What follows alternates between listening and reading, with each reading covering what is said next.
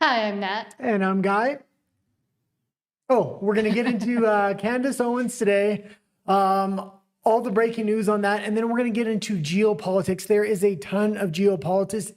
It's expected Donald Trump may announce a ground war with Venezuela tonight at 9 p.m. Eastern. So we're going to kind of be keeping an eye on that if he does make that announcement. But let's get into everything with Candace Owens. This was the cover story. Yes. So with Candace Owens, we did see that she finally met with Erica Kirk, and we kind of spoke about that, but also about the fallout afterwards from her show yesterday and her appearance on Piers Morgan today with the grilling that he did of her, and then also with her own show today, trying to show more things and keep people interested in the story. However, there wasn't much there, in my opinion. I thought there was a lot there, so I'm actually willing to give her some breathing room. She got absolutely grilled on Piers Morgan. I didn't think it was her best appearance. That being said, when she got back to her show, she started really laying out facts and evidence and trying to focus on that, which I appreciate it. She's been getting caught up in a little bit of creator drama. That being said, I still think everybody from Tim Pool to Nick Fuentes to Candace Owens does work for different intelligence agencies. And what we're seeing is actually a war of intelligence agencies being waged through social media influencers. And that is your theory. Yeah. My theory is she's waging a war against people's IQ levels. Okay, even if she works for an intelligence agency, I like the questions she's asking, especially on today's show. And I don't think she's asking questions. I think she's making statements that eventually will get her sued. And there's probably some lawsuits already coming in through the pipeline, according to Tim Pool and others. But while I don't like Piers Morgan, and I have spoken against him, and I also spoke about how Nick Fuentes got one over him, quite a big one, today apparently he did something good. From Colin Rugg, quote, "Sparks fly as Piers Morgan confronts Candace Owens about previous comments she made about TPUSA, previous lies." Should we watch it or do you want me to read it? Yeah, no, let's watch it a little bit. It's quite the long clip, so maybe we'll pause it halfway or just watch half of it. And I get that she probably needed to hear Piers Morgan, but she is wearing an earpiece, which always interesting. And watch her eyes as well. Why would he say that? So why was he so involved as somebody who's fighting a 97,000 front war? Candace, I want to get to the reality of what you're actually saying. So when you say that somebody at Turning Point USA, Charlie's company, was complicit in his murder, who was? I believe that there were multiple people at Turning Point who are, as I have said many times, my exact words are, they are engaged in a cover-up of what happened to Charlie on that day. No, but who was involved in his murder? I didn't say they murdered Charlie. You said that people at Turning Point were complicit in his murder. No, my exact sentence that I said was that there were people at Turning Point who are engaged in a cover-up. No, you didn't. I believe that thoroughly. Candace, you didn't say that. You said literally. I did say that on my entire show. You said there were people at Turning Point complicit in his murder. Okay. That's what you said. When you and I were discussing, that's why I said, let's go back. I was applying the logic of a conspiracy to JFK. I said, okay, JFK, you have people that are complicit. Of course, if you apply that logic, if there is a conspiracy, there's going to be multiple people that are going to be complicit by the time, in order for a large stage murder to happen. You specifically said, you didn't say complicit in a cover-up. You said complicit in the murder. Because I said, who at Turning Point was involved in his murder? And let me clarify for you. Okay, you can keep saying what I said, or you can listen to what I'm saying. You can pause it just for a quick second. We will watch the whole clip just because it was the cover story.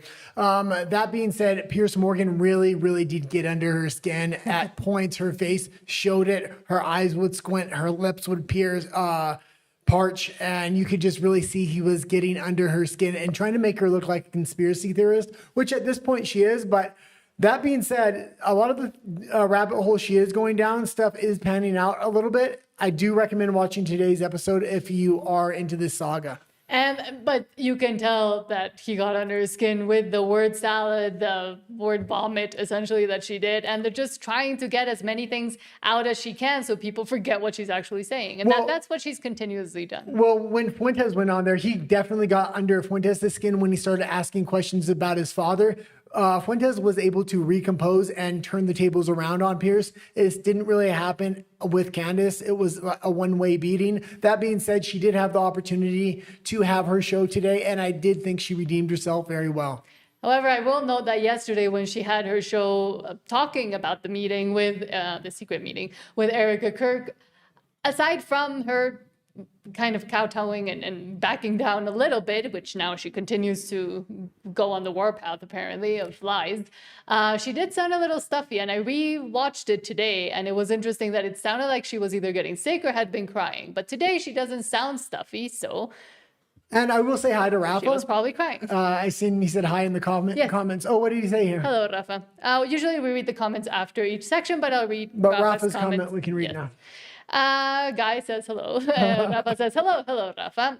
Our bot, Julia Collins, says, I'm taking my kids to TPUSA Amfest this year. We are excited to see comedian Russell Brand. He's been charged with 3 counts of RAPE and 2 counts of being disgusting. His trial is scheduled for June. And Rafa answers, don't answer bots, but whatever. Answers, thanks for letting us know. We really care. Just be sure to avoid letting your kids be alone with him. That being said, if Julia is not a bot, put an H. Please let us know. Put an H in the chat so we know. We've been getting flooded by bots every time we kind of talk about Candace. That being said, it does get up the watch hours, and we are trying to get monetized. Which is another conspiracy theory of who is paying all these bots to essentially bot Candace, and anything that has to do with Candace. Nick Fuentes, Tim Pool, I believe, was also one. I will say one other thing, and that is on Thursday's show last week, and then she did a Tuesday show, Candace. She was going off the rails and really getting drawn into mud and dirt and social media commentary. On today's episode, she really did go back to the case, the facts, the things she's trying to investigate. So hopefully she stays on that track and doesn't get distracted. Okay, the analogy of JFK, and we were connecting it. I was basically pushing back on you because you were suggesting that, all of these people being involved would be crazy. So I was applying the analogy. I said I don't know. JFK. Well, you actually, if you go back and listen, I don't know. Suggesting that a I conspiracy. said you don't know either. You're floating theories. When we started talking about the JFK thing, listen, let me make it clear. Piers, I really think you're not holding on to your thoughts. Candace, let me spell out my thought very clearly. When we started talking about JFK, the implication that you were making was that it was crazy to suggest that multiple people could be involved in different levels. I was then connecting the dots and saying that in order for the JFK assassination to happen, there had to have been tons of people that were complicit. I understand. I heard what you said. Maybe you're the person who takes the cameras down. Maybe you're the person that told you to drive that day. Maybe you're LBJ. So they're not all complicit in the murder, but they're all at different varying stages involved in the cover-up. Right? So that's what a grand conspiracy actually is. And I do believe, so you don't have to go back and we don't have to go through it. I'm telling you what I think about Turning Point. I am very known for being honest about what I believe. I'm not exactly a person that you got to pull teeth on. Sure. I believe that there are people at Turning Point who are engaged in covering up what happened on that day. But were any of them engaged in the planning of the murder of Charlie Kirk? I wouldn't know how it was planned. Absolutely, I can't make that. I cannot confidently make that statement. I can say confidently that I know they're engaged in the cover-up because I've been investigating what happened on that day and what transpired thereafter. I've been clear. I've named those people on my show. I've said they are engaged in a cover-up, and I've listed the lies. So you don't have to try to make something out of what I didn't say. I tell you what I think. It's already controversial. We don't need to get more controversial, okay? Do I think someone at Turning Point pulled the trigger? No. Obviously, I don't think someone at Turning Point pulled the trigger. Did anybody at Turning Point, in your opinion, know that Charlie Kirk was going to be murdered? There is specifically 2 people at Turning Point USA, and I have communicated that information to Erica and Justin Strife. We can leave it there. And I do appreciate the fact that she is not being extremely vague. She's pointing out specifically there's 2 individuals at Turning Point she thinks was involved, as well as an FBI cover-up. Very interesting. Dan Bongino left the FBI today, so. Oh, yeah. Are we covering that? Yeah, we're going to cover that. There is a ton of news in the geopolitics section, but let's try to fire through some of this candy cane drama here. Candyland drama.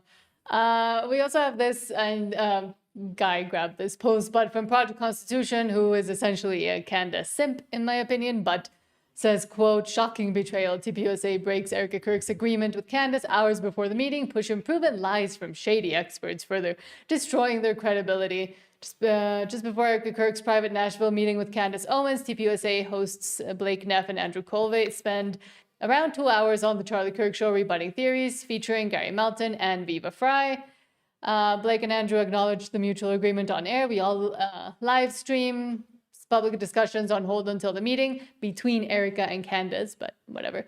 Yet they proceeded anyway, a clear breach that undermined trust and good faith, in my opinion. Okay, and that didn't count, in my opinion. And I did point this out, when was this? On Monday, when they did have that meeting, that this was a breach, and then they said nobody was going to release anything. So this did not make TPUSA look good. That being said, I think Candace is trying to put a lot of the bad blood behind them, so she didn't really call them out too bad on this. Do you want to watch it? No, I kind of okay. just wanted to bring up the fact that they said they weren't going to say anything, and they did. That being said, it did seem like a lot of good things did come out from the meeting. They shared a lot of information there. But moving on, Tim Pool versus Candace Owens also continues. Tim Pool saying that there may be evidence, and he has evidence, and is talking to people in the background where Candace Owens is lied, and there may be potential lawsuits coming at her. He has been saying this slowly, but also has said he wants to move away from the drama, especially after Candace called him a bitch, which Nick Fuentes, which I can't say here, had a very interesting comment about as well. But Cinema Shogun says, holy S, Tim Pool just exposed Candace Owens again. Turns out she uses some of the same security teams as TPUSA and Charlie Kirk. So the same people she criticizes on her show, she trusts with her family's safety. And none of this has been confirmed at all. A matter of fact, she came out directly contradicting this. Well, so sort of directly contradicting, because they've been going back and forth on X for a few days now regarding this issue. And what she has said is that she doesn't use the same security company. What Tim is alleging is that she has used some of the same security people. So there's that discrepancy. But okay, just to clear up that point. I've been invested in this, even if I don't want to. I'll say things I probably shouldn't say, but I'm going to say, because I always get super heated on this.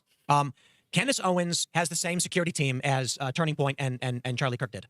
She's lying. She has the same security people. I've been digging into this. I've been meeting with people and talking with them, and I shouldn't say too much because there's more. And it's very interesting because Tim Pool said the other day she had one fat security guard and that's all she had. Now all of a sudden she has a security team and it's the same At security. her house. Okay, well, coming out soon, because rest assured, people are filing legal paperwork against her. Candace has the same security team, or has used the same security companies and the same security personnel as Charlie and Erica did. So when she comes out and is questioning them, she is lying outright. Now, I've invited many of these people to come on. We'll see what happens. We'll see when they can. The issue is, the moment Candace goes on her show to millions of people and lies, litigation begins. And what happens when litigation begins? People don't do interviews about it. She is exploiting this, and she knows she is, to keep people wrapped up in this insanity. I'll and yeah, when it comes down to this, I think I'm kind of with Candace on asking questions. As long as she's asking respectful questions, I think she has gone a little bit too far in the conspiracy. That being said, on today's episode, she really did ask good questions, and there are other content creators that are kind of working in conjunction with her that are also asking very good questions. And she did put clips of them on her show today too. And for me, I would say, ask all the questions you want. You have free speech. You are in the US, so you shouldn't be, prosecuted by the government for asking these kinds of questions. And some of them are important. However, there is a clear distinction between asking questions and making blunt, vague accusations against specific people, or doxing people, college students, saying that there is some sort of French assassins that are involved in all of it, or part of the military. It's a military op, just because everybody's wearing maroon shirts. And she keeps dropping a lot of the theories that she has, and then she never just circles back to them. But it's still in the ether, like the beekeepers, like the chocolatier. There's a bunch of things that she has not fully gone back to or clarified even. Well, on today's episode, she did clarify on who she does suspect, or what the evidence is kind of pointing to right now. And right now she suspects 2 people in TPUSA were directly either involved in the cover-up or had prior knowledge that the FBI was potentially involved, and that they were flashing badges on local police officers, trying to outrank them so they could be let go from traffic stops, things of this nature. Again, word babble. But there have been quite a few lawyers, U.S. lawyers, that have come out and talked about how Candace Owens, especially after the meeting with Erica Kirk, it just becomes even more clear that she has no idea what she's talking about, especially regarding, for example, she never read the affidavit. She never read the probable cause statement. She doesn't understand how litigation works. Even she herself said, or how an investigation or prosecution works. She herself said that when she spoke to Erica's lawyer on one of the points that she was asking or discussing, the lawyer said that they only have the affidavit and the probable cause statement right now. And I'm not a lawyer. I don't know anything. I'm just repeating words that other American lawyers have said that are online and are trying to disprove her claims and what she said. But they said that the prosecution, the investigation, etc., none of that is revealed even to the victims or the defendants or anybody until trial. And all of that has to be sealed. And the fact that a lot of people aren't understanding that this is not a CSI episode or some TV show where you get all the information, the public gets to know everything, especially when there's still an ongoing investigation and they're still building a case on both sides. No. It's insane. The insane thing is that TPUSA is saying with utter certainty and absolute confidence that the shooter is actually the shooter. And Candace is saying to their lawyer, if you're only going... No, they're saying that they believe. Hold on.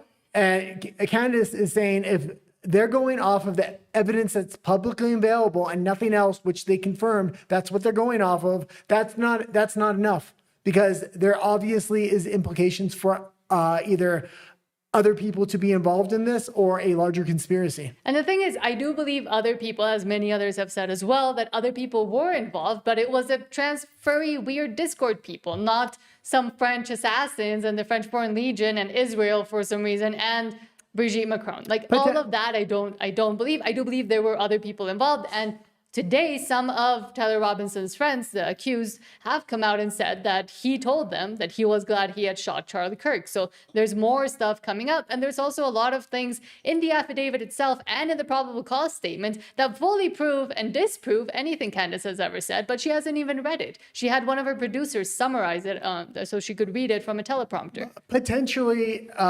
factions within U.S. intelligence could be involved in this. That being said, we understand the Trump administration is in power right now, but when it comes to intelligence agencies, there are multiple factions working inside bubbles that higher ups may not know about. So I'm more than willing to give her room. The fact that she's focusing back on the investigation now, I'm happy, because I was losing confidence in her over the last few episodes, and I think a lot of people were as well. That's why they were questioning. And she has gotten a lot of blowback from her own fans, who she has now riled up into a frenzy and a low IQ conspiracy frenzy, who went up against her during her show yesterday, and she had to even come out and make a statement and then delete it because in the statement she made herself out to be the victim. Okay, I will say, yeah, it looks like Julia was a bot because she didn't respond back, and I think Rafa said the same thing there. Yes. So usually if they have numbers after their names, that's an indication, but not always. It could be an indication. That's why we asked them to put an H in the chat, and they did not. Yes, but now from Shadow of Ezra, there's another thing that's been going. It's very interesting. She's a bot, but she was talking about Russell Brand's court case coming up. So maybe that's something these bots are wanting to put out there now. Maybe, because before Julia the bot was talking about January 6th. So yeah, and giving the initial statements that the bot always puts is something like for conservatives or for Republicans, like, oh yeah, I like TPUSA, I'm going to have this, but then reversing it and saying the complete opposite and trying to put out, in my opinion, narratives and propaganda. Okay, let's go into this. And I found this very interesting. I know this pissed Candace off, but this really did raise a lot of questions amongst the conservative community. From Shadow of Ezra, quote, comedian John Christ, I like him, says after attending a recent Tucker Carlson party, he realized the world is a stage. He claims Candace Owens, Tucker Carlson, MTG, or Marjorie Taylor Greene, and Turning Point USA staff were all friendly with each other behind the scenes. Yeah, and Tucker was actually at that Christmas party because it was his Christmas party, and he was going around to different content creators that I actually watch, and he was saying, it's all fake. Everybody's working together. And he was literally making these statements to people there. Maybe he was drunk. Does he drink? Well, no, I think people are asking questions just because based upon the people that were at the event, being TPUSA and Candace, it does raise questions. And the fact that Candace didn't have a massive amount of security. Tucker Carlson's there. Marjorie Taylor Greene is there. Wow. Candace Owens is there. Mm-hmm. And I go, Lydia, Candace Owens is here. She's like, what? Well, I go, Candace is here. She goes, tell her I'm reading her book. I go, not Candace Bure. Candace Owens is here. Yeah. She's like, what? The other one. The real one. Yeah. And I was like, what? And then and there's like a bunch of Turning Point people there. There's a bunch of like, I wrote down a list of everybody that I saw there. A bunch of comics were there. Brennan Shaw, Theo, a bunch of people, a bunch of MMA fighters in there. And I was like, I go, all right. This is what I always have thought about those kind of things, and I'll just say it out loud for everybody listening. And I've said this before in some kind of context. There was Turning Point people there, and Candace Owens was there. Marjorie Taylor, Tucker Carlson. I hate to say this out loud. Everybody friends. Everybody friends. Okay, And I've and said that's that before. pretty good. And I don't think it's necessarily that they're all friends. My theory has always been, and I know everybody's not going to buy into it, but I don't buy into it. most of the big content creators are probably working for intelligence agencies, and they want to keep lines open between each other. For me, I mean, again, that would be a maybe really weird, rare, plausible theory. But in my opinion, it's also like, how do you actually know if that's true or not? How would you prove or disprove if they can ever come out or cannot come out? What are you doing? Well, you're going to just basically look at their connections to different intelligence agencies or possibly things that would tie them to that. I've gone over and over and over for all the major content creators, at least threads that would tie them to intelligence agencies, that being everybody from Tim Pool and Nick Fuentes to Candace Owens to TPUSA and Erica Kirk. I mean, they all have major ties to intelligence agencies, not necessarily meaning they're working for them, but they could be assets or they're definitely in communication or have lines of communication with them. But and again, yes, it is also reasonable and understandable that they would all be at Tucker Carlson's party and not really talking to each other. Like if they were all chummy with each other. And also, who were the actual TPUSA staff? Were they like high profile, highly known, feuding with Candace? Or was it just like someone's assistant that works in the background and has never, is not a public figure? That's also... Well, and it was confirmed by Candace that TPUSA was actually at that event. She said she never talked to him. She wasn't even exactly sure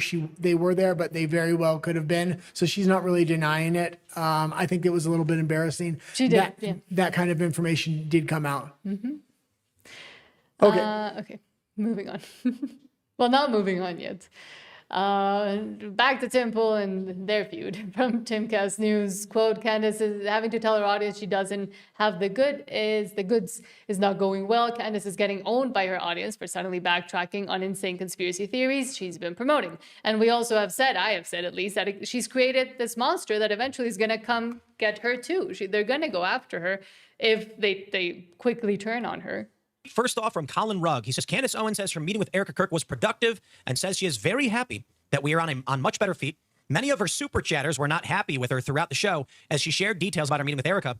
Despite the productive meeting, Owens said she still felt there were shady characters at TPUSA. Toward the end of her show, Owens addressed some of the negative comments and accused the chat of being botted. Take a look at this. One chat says, people may call this dumb, but Candace looking to the right too much. Mikey phone call doesn't add up with her timeline. And WTF are you putting the plane debunking on the website, not YouTube? One says, Fuentes, if you see this, please expose who this actor is and who funds her. You have the green light. One person saying, wow, this breaks my heart. Another says, this is just a word salad. She is rambling, sad to say, but you are not passing the vibe check. The market is always right, and the chat is overwhelmingly saying you are not the same. Oh, it gets crazier. Candace having to tell her audience she doesn't have the goods is not going well. Here's more. One person says, in other words, you were wrong about everything you said. Another person says, it wasn't a plane, it was really a flying carpet. Candace has been set up. These bits in the room are next level. Another person saying, is this an apology video for Candace? Okay, Here's what gets you real can fun. kind of pause it there, but leave it on screen for a minute. I'm going to talk about the gentleman in the blue sweater there in a minute.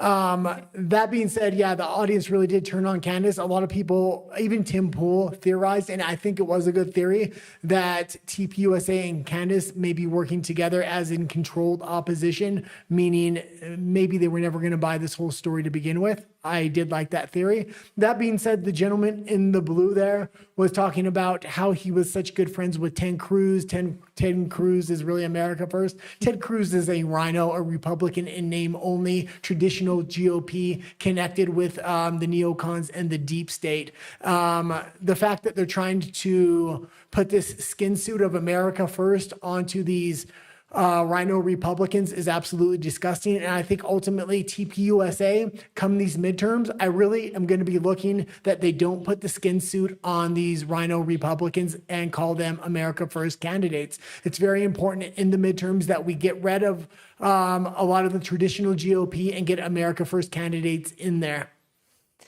And with Candace, I added two more things to these posts just so we can finish with Candace quickly. But with Candace, and again, today she was supposed to show the whole Egyptian plane timeline special website, and there was a negative comment there saying, why aren't you putting it on YouTube? Now she said she's not going to do it until tomorrow because there's more things coming. But that is one of the wildest theories that most people have tried and wanted to disprove, and they have been successful at it time and time again. If you don't know who Kanikoa the Great is, go follow them because they've been disproving, or he's been disproving all of the Candace stuff. But it says, breaking, 66% of Candace Owens' Egyptian plains location claims are wrong. 60% are on the wrong continent. I rebuilt her spreadsheet. I purchased Flight Radar 24 data, verified it using $950 flight-aware logs. And he has a whole breakdown, but again, trying to disprove it. But he goes into each one of the flights on spreadsheets and actually is able to cross-reference and cross-check where the actual planes were and where Candace was saying they were and why she was wrong on multiple fronts, not just the dates and times, but the actual locations, the continents, the actual cities that they were supposed to be in. But she hasn't completely put out her flight logs, so we're going to have to verify between both accounts still. That being said, this did lead into an interesting rabbit hole, and that was I wouldn't say classified flight, but a high-profile flight coming into an intelligence military base. That's currently what they're kind of digging into now if you watch today's episode of Candace Owens. So even if this is wrong, which I'm not saying it is, it did lead to another good rabbit hole, which people are looking at these jets, what the flight numbers of these jets are, and the classifications of the people on a lot of these jets. Well, hopefully this time she gets Utah time correct. But yeah, just go through it. Hopefully you get the name of Utah right this time. Utah time. But again, I am glad that at least the conversation is still ongoing and that there are people that are at least attempting to disprove. And that's what I would say. I watch Candace's episodes. I've watched her Piers Morgan thing. I've watched now all of the episodes she's done about this, which I did so reluctantly. But again, also watch people. If you agree with Candace, watch somebody that's trying to disprove her. If you disagree with Candace, watch Candace just to know what she's saying. And then that's why it's important not to go into the echo chamber and not to end up like all of the people that believe one side or the other. I do say question the government. I do say question Candace. I do say I'm mad at Megyn Kelly for essentially coming out and saying, oh, I hate everybody that doesn't fully believe both Erica and Candace. But in the end, I think it is best for everybody's intelligence, discernment, and critical thinking to, if you're interested in this story, or if you're really on one side of this story, to go look and research the other side to see at least what they're saying and if they can either change your mind or sway your mind towards maybe the truth, or if you can at least strengthen your own arguments and your own position. Blah, blah, blah, blah, blah. Now, what I'm going to say here is, yeah, I'm glad there is another side kind of pushing back on not just on Candace, but her, the group of people that are kind of working with Candace. There's a lot of independent creators that are looking into different aspects of the case. And because there is that back and forth, if they go down a wrong rabbit hole, they don't have to waste so much time because there's immediate pushback to disprove that. So I think that actually does help things overall. And just quickly, on the point that I made where I said she clearly, number one, hasn't read the affidavit, probable cause statement. She doesn't understand how legal procedures work. Someone did kind of summarize it pretty well from Walter Kurt. Again, I don't really know him or support or unsupport him, but says, quote, Candace Owens is an idiot and she's giving away the entire game. Again, during her talking about the meeting she had with Erica, she said that she spoke with one of the lawyers. But Candace says investigators don't share what they've discovered with the quote-unquote victim. Erica Kirk was named as a representative of the victim. Okay, yeah, you already kind of went through this already. And she presents that as something suspicious, as if evidence should be handed out during an That's active not what she said at all. Yes, you're misframing She's demanding. You're misframing this whole thing. How am I misframing it? Because what she's saying is not that they should have had information revealed to them. She's saying exactly the opposite. They don't have anything the public else doesn't have. That's why are they so sure it's that shooter? No, because you're not listening. Again, you're just like Candace. As if evidence should be handed out during an active investigation, as if prosecutors are supposed to brief private organizations, families, or podcast hosts on sealed material. The single sentence does all the work. Charlie was the victim. The case belongs to the state of Utah, not TPUSA, not Erica Kirk, and not Candace Owens. She's saying, why don't they know? No, why don't the lawyers have anything? Because right now the investigation is ongoing. She said. What she said was, because they don't have anything, how can they be so sure that the person that's being accused Because is they've the read person? the affidavit and the There's- probable but cause statement. There's That's not why. a lot Have of you read evidence it? there. Because I went through There's it. not a lot of evidence there. There is. Have you read it? Ah. Have you gone through both of them? Have you yourself read it? Not have someone read it to you. You yourself tell me read what the it. evidence is then. There's DNA evidence. There's evidence on the ground. There's footprint evidence. There's And wait, nobody evidence no, throughout the whole okay, and area where he nobody's was. saying that he wasn't there. What we're saying is there were other elements involved in this as well. And again, that is also one of the theories that is going into both the affidavit and the probable cause statement. They have said that he might have not worked alone. There are those text messages. Maybe Lance Twiggs, the boyfriend, Or furry maybe the person. FBI, but you're not willing to actually even entertain that idea. Let me continue reading. State controls the evidence, the timeline, and the disclosures precisely so prosecutions don't collapse into mistrials and circus acts. This is in secrecy. That's how the system has always functioned. This doesn't reveal a cover-up. It reveals hers Okay, and other what's the people's point own of this? ignorance. She confused legal process for narrative drama and mistaken procedures as malice. When you hear shock at the most basic rules of prosecution, you're not witnessing investigative Okay, then- courage. You're watching someone discover in real time that they never understood the machinery they claim Well, to be you know- exposing. you know- and that's the problem. You know who didn't understand the machinery? That was TPUSA when they said they directly talked to the coroner and the coroner gave them Not information. the coroner. which You're is- talking about the surgeon, and I know exactly which what is point you're going to against bring HIPAA up. law. It's not number one. It's not against HIPAA law. Number two, it wasn't. They were saying that they saw Charlie's medical records and that the surgeon said it. I already talked about this point. The surgeon was trying to console a friend and family members that were heartbroken, and that's why he came out to say he was a superhero. He saved lives. Of course, you're Well, going no, to the say that. information coming out, what you watched the episode with me today, she's saying she has a source that he never said that. The do you surgeon mean? never said that. What do you mean? She The said that, and they said no, that the surgeon surgeon said it. never said that to the people at TPUSA. What was her point? I wasn't really listening. Oh, I yeah. was gathering stories. So tell us, what did she actually say? That the surgeon never said that And how did she find that out? through a source that she can't What reveal source? right now. That she can't reveal right now. Okay, well, we can keep waiting on the Okay. source, or listen to somebody saying that a surgeon said something to help a grieving friend or family member. That doesn't break HIPAA laws. That's just somebody trying to say, oh, Charlie saved lives in his last moments. He was still a hero. He had bones made out of steel because he was Okay, so then- healthy. That is what you say to a grieving person. You don't He say never said they're saying they never said that to them. through Candace's hidden source. Yes. Okay. Okay, I'm going to say this. We'll agree to disagree until there's more Well, we've evidence. kept- But I'm going to that's all say, we I'm do. going to give Candace Owens plenty of room to keep asking questions because it seems like she's asking the right questions now. And she's starting to go a little bit away from the drama and more back into the case. And that's what I want to see. I want to see good questions being asked. I want to see her stewed into oblivion. Actually take all her money. You're just a hater. I'm not a hater. I'm Every day I'm I a watch believer in truth. Every day I watch Candace, you just sit here yelling at the TV, talking about how she's an idiot. Let us blah, know blah, in the blah. comments if you ever want me to watch an episode live and I can react, because I do have a lot of things to say in the spot. Right now I'm trying to just say them all now, but we can't watch it together because he hates it when I interrupt. Well, yeah, anything. Candace is But if you literally want me to laying out. react to it, put it in the comments. Candace is laying out evidence I'd that I love got to you do that. chirping in my ear what a retard she is. You can't say that word anymore. Apparently now you can't say it on YouTube again. But well, because she is, because I'm going against what she's actually saying to try to put some air into it, and say What do you and mean? point out where she's saying where she's contradicting herself, where she's contradicting actual evidence. Today's episode was very good. I was think not she's very back on the good. right track, and I think we should give her some space to ask the questions. Where's At the least plane log? Where's the Egyptian plane flight logs that she She's was going to release releasing today? them. She was going to release Yeah, them and she today. don't, that's not even the plane log I'm interested in. The one I'm interested in is the private White House jet that was picking up certain intelligence officers. A new thing that happened, a Yeah. new discovery that came up because we need to continue with this ridiculous storyline, which is just a TV show. She thinks she's in CSI. But I think she's lost it. Okay, let's get into some Let me read the comments. for Okay. now. Rafa says, I read that one. Rafa says, so Julia is a bot? Too bad. She seemed like a nice lady.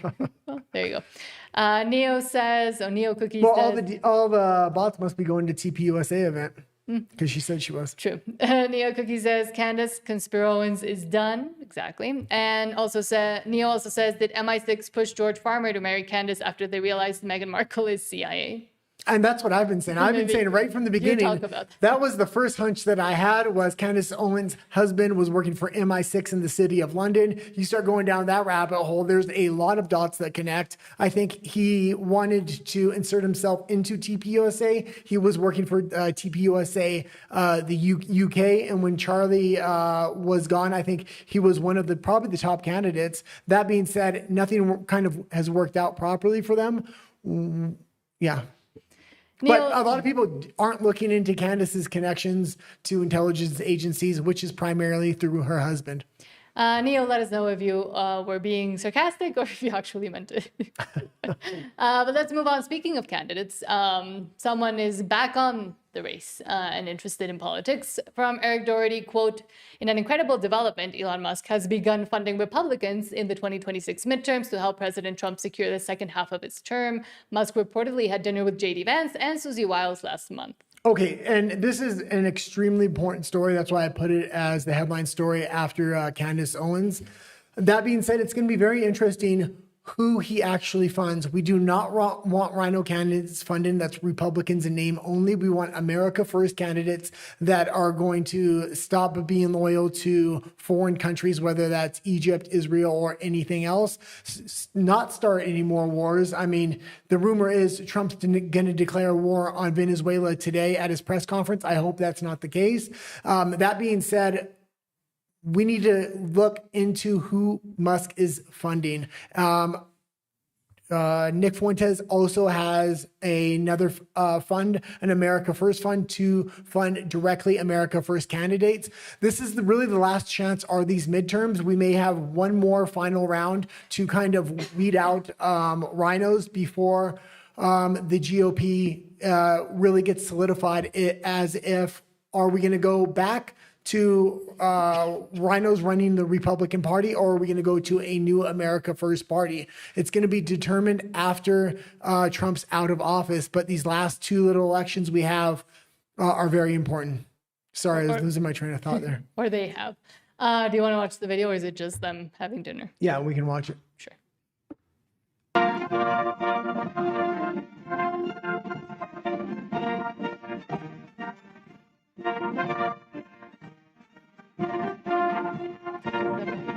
That's good.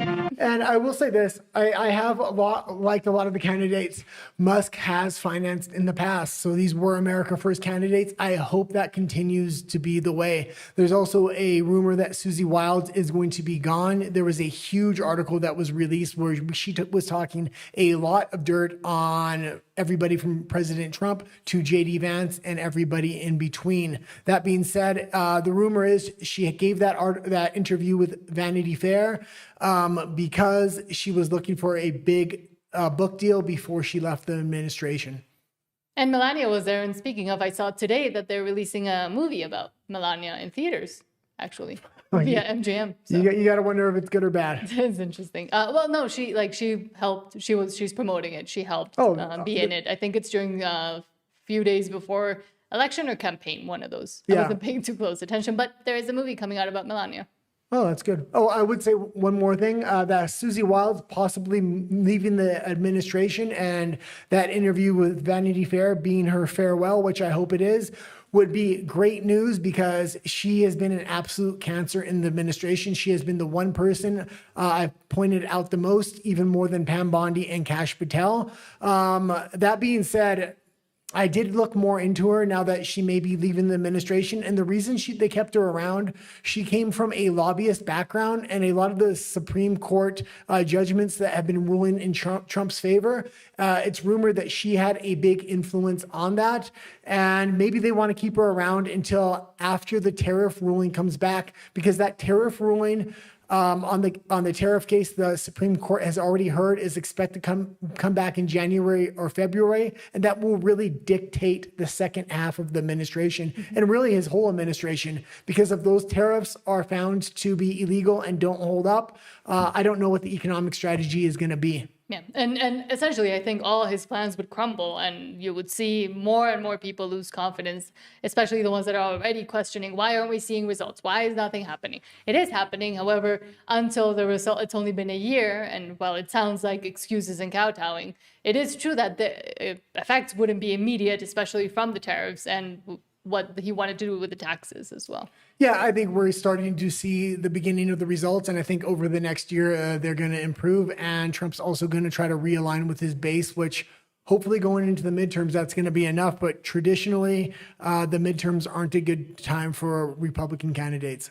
And speaking of realigning with the base, something that might push it all the way further against aligning with them is the thing that he might speak about tonight. Alex Jones says, quote, Trump to announce declaration of war against Venezuela tonight during his national address, according to a leak from a member of Congress. Again, this is all still speculation. We have to wait about an hour and a half still to figure out what he actually says. But yeah, and this originally came from Tucker's source from inside Congress. I was going to use that clip, but Nick Fuentes actually highlighted a lot of the talking points that led up to this. And let's take a listen to what he had to say here.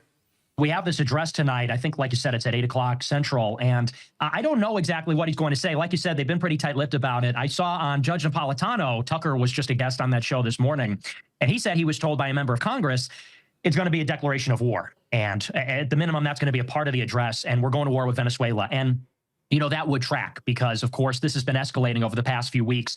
Most recent development is that Trump has effectively declared a blockade of Venezuela, or at least an oil blockade. He said over the weekend that the United States will interdict all oil shipments that are leaving Venezuela, and most of those are going to China. About 80% of Venezuela's crude is going to China. And this follows up from the seizure of the oil tanker last week. So he seized an oil tanker. Presumably, we're going to take the oil. This weekend, he said that actually all of the oil exports will be shut down, and that effectively destroys Venezuela's economy. And as we talked about with Iran, other conflicts, this is that maximum pressure strategy, and this is just the latest escalation. So it would be fitting if tonight there was some declaration of ground strikes, let's say. This is something they've been talking about for a long time. They've assembled this armada, this giant naval force. It's a carrier strike group. I think it's 10 warships in total, 10,000 troops, F-35 squadrons. They have been stationing in Trinidad and Tobago and Puerto Rico off the coast. And they've been threatening for a long time that all of these naval strikes, I think there's been about 25 maritime strikes against these little drug boats, killed nearly 100 people. They've been saying for a long time that eventually that will progress into targeted airstrikes on the ground at military facilities, airports, where there's drug trafficking happening, and they're actually going to bomb Venezuela's territory. Maduro's been preparing for that. They've been shutting down highways. They have been getting ready. So it seems that that would be logical that Trump would announce there would be some major action tonight. That being said, you sort of alluded to this earlier. You said it could just be an hour of Trump bragging about his accomplishments. And I think it's totally possible that it could also just be a load of crap. Because how many fake outs have there been this year where Trump says, I have an Oval Office address. I'm addressing the public from the White House at noon tomorrow. And he gets up and it's like, we have the greatest economy. The stock market is back. Inflation isn't real. Affordability is not real. So I'm sort of 50-50. 50% chance it could be a load of crap and it's just a lot of self-aggrandizement. 50% chance it could be a declaration of war on Venezuela. I'm challenging all of you. Okay, and I'm more at 70-30 rate because there was links coming out of Congress, and this is something that would have been leaked to Congress beforehand. We have also seen other people, congressmen, come out and said they're backing Trump with the Venezuela insurgency. What do you have to say about this? Well, that interestingly, one of those people that has come out to say that he supports Trump with the Venezuela oil tanker blockades or seizures. I guess wait, before we get into that story, I would like to say one more thing. We have to remember Trump has classified fentanyl as a weapon of mass destruction. He's also labeled a lot of these governments or cartels within a lot of these Central America and South American countries, terrorist organizations. This allows him to strike and start ground operations. If he does go into Venezuela under this pretext, he can use the exact same pretext to go into Mexico. And I know he's been putting a lot of pressure on the Sheinbaum administration. So if he does go into Venezuela under this pretext, I'm sure he's going to put even more pressure on Sheinbaum to cooperate with the U.S. military to kind of clean out the cartels. And Sheinbaum is in no position to really decline that, as much as she wants to seem very powerful to her own citizens and to the Mexican people.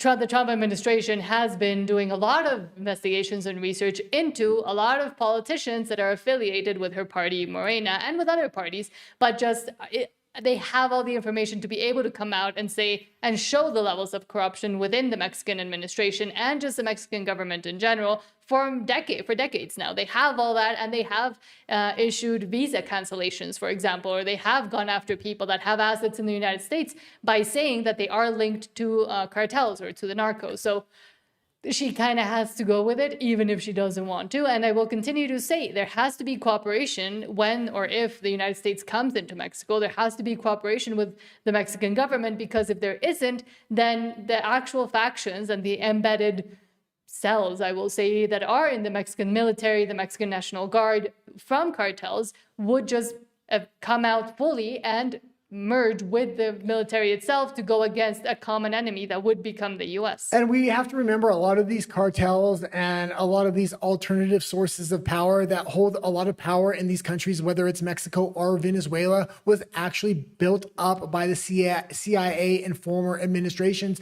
mainly the Bush administration. Everybody, and the documents have now been released, the amount of funding that went out from the Bush administration, the direct cooperation, the Fast and the Furious operations where drugs and guns were being run into Mexico.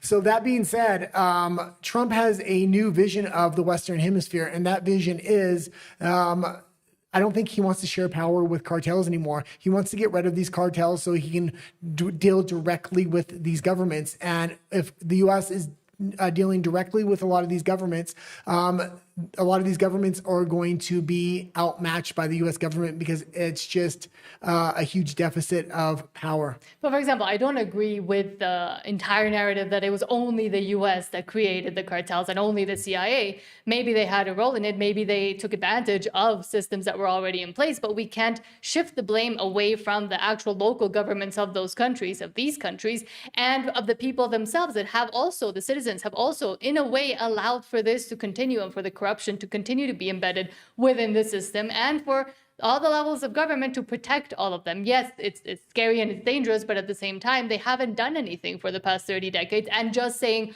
oh, it's all the fault of the U.S. All of the guns and all the arms that come into Central and South America are because of the U.S. It isn't actually solving the issue, which is even within the highest levels of government in these countries, now they are completely corrupted by criminal organizations. So it's not just the U.S.'s fault. So I don't like it when people move the blame away from the countries that actually let it fester and foster within their environment. No, nobody's, I think you're taking it the wrong way. You have to know the honest history of how a lot of this stuff was created. And because if you understand that the CIA and the U.S. government created a lot of these organizations, the first question you should be asking yourself was, why are they now deciding to undo all of this?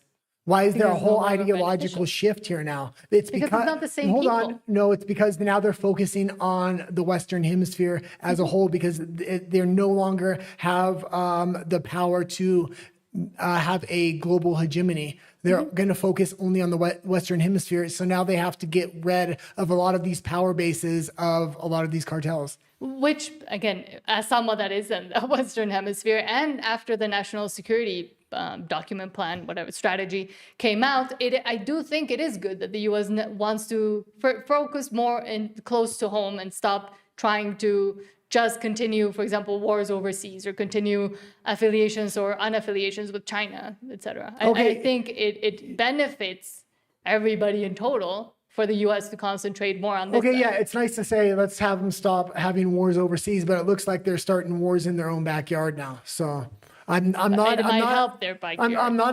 for these forever wars, and wars against the cartels in Venezuela, Colombia, and Mexico, and a lot of these other Central America countries could potentially turn into forever wars. So I don't know. I think the threat here is a lot more manageable, and more people would be okay with that because they suffer the consequences of letting all of these criminal groups fester for too long now. Okay, and I'll say one last thing, and that's I watch a lot of U.S. generals or former U.S. generals and the strategy that they would use against cartels, specifically in Mexico. And the thing is, they would want them to war each other, to consolidate power within one or two cartels, and then roll those one or two cartels up into the government and have them actually legitimize their power, much like the KGB did in Russia.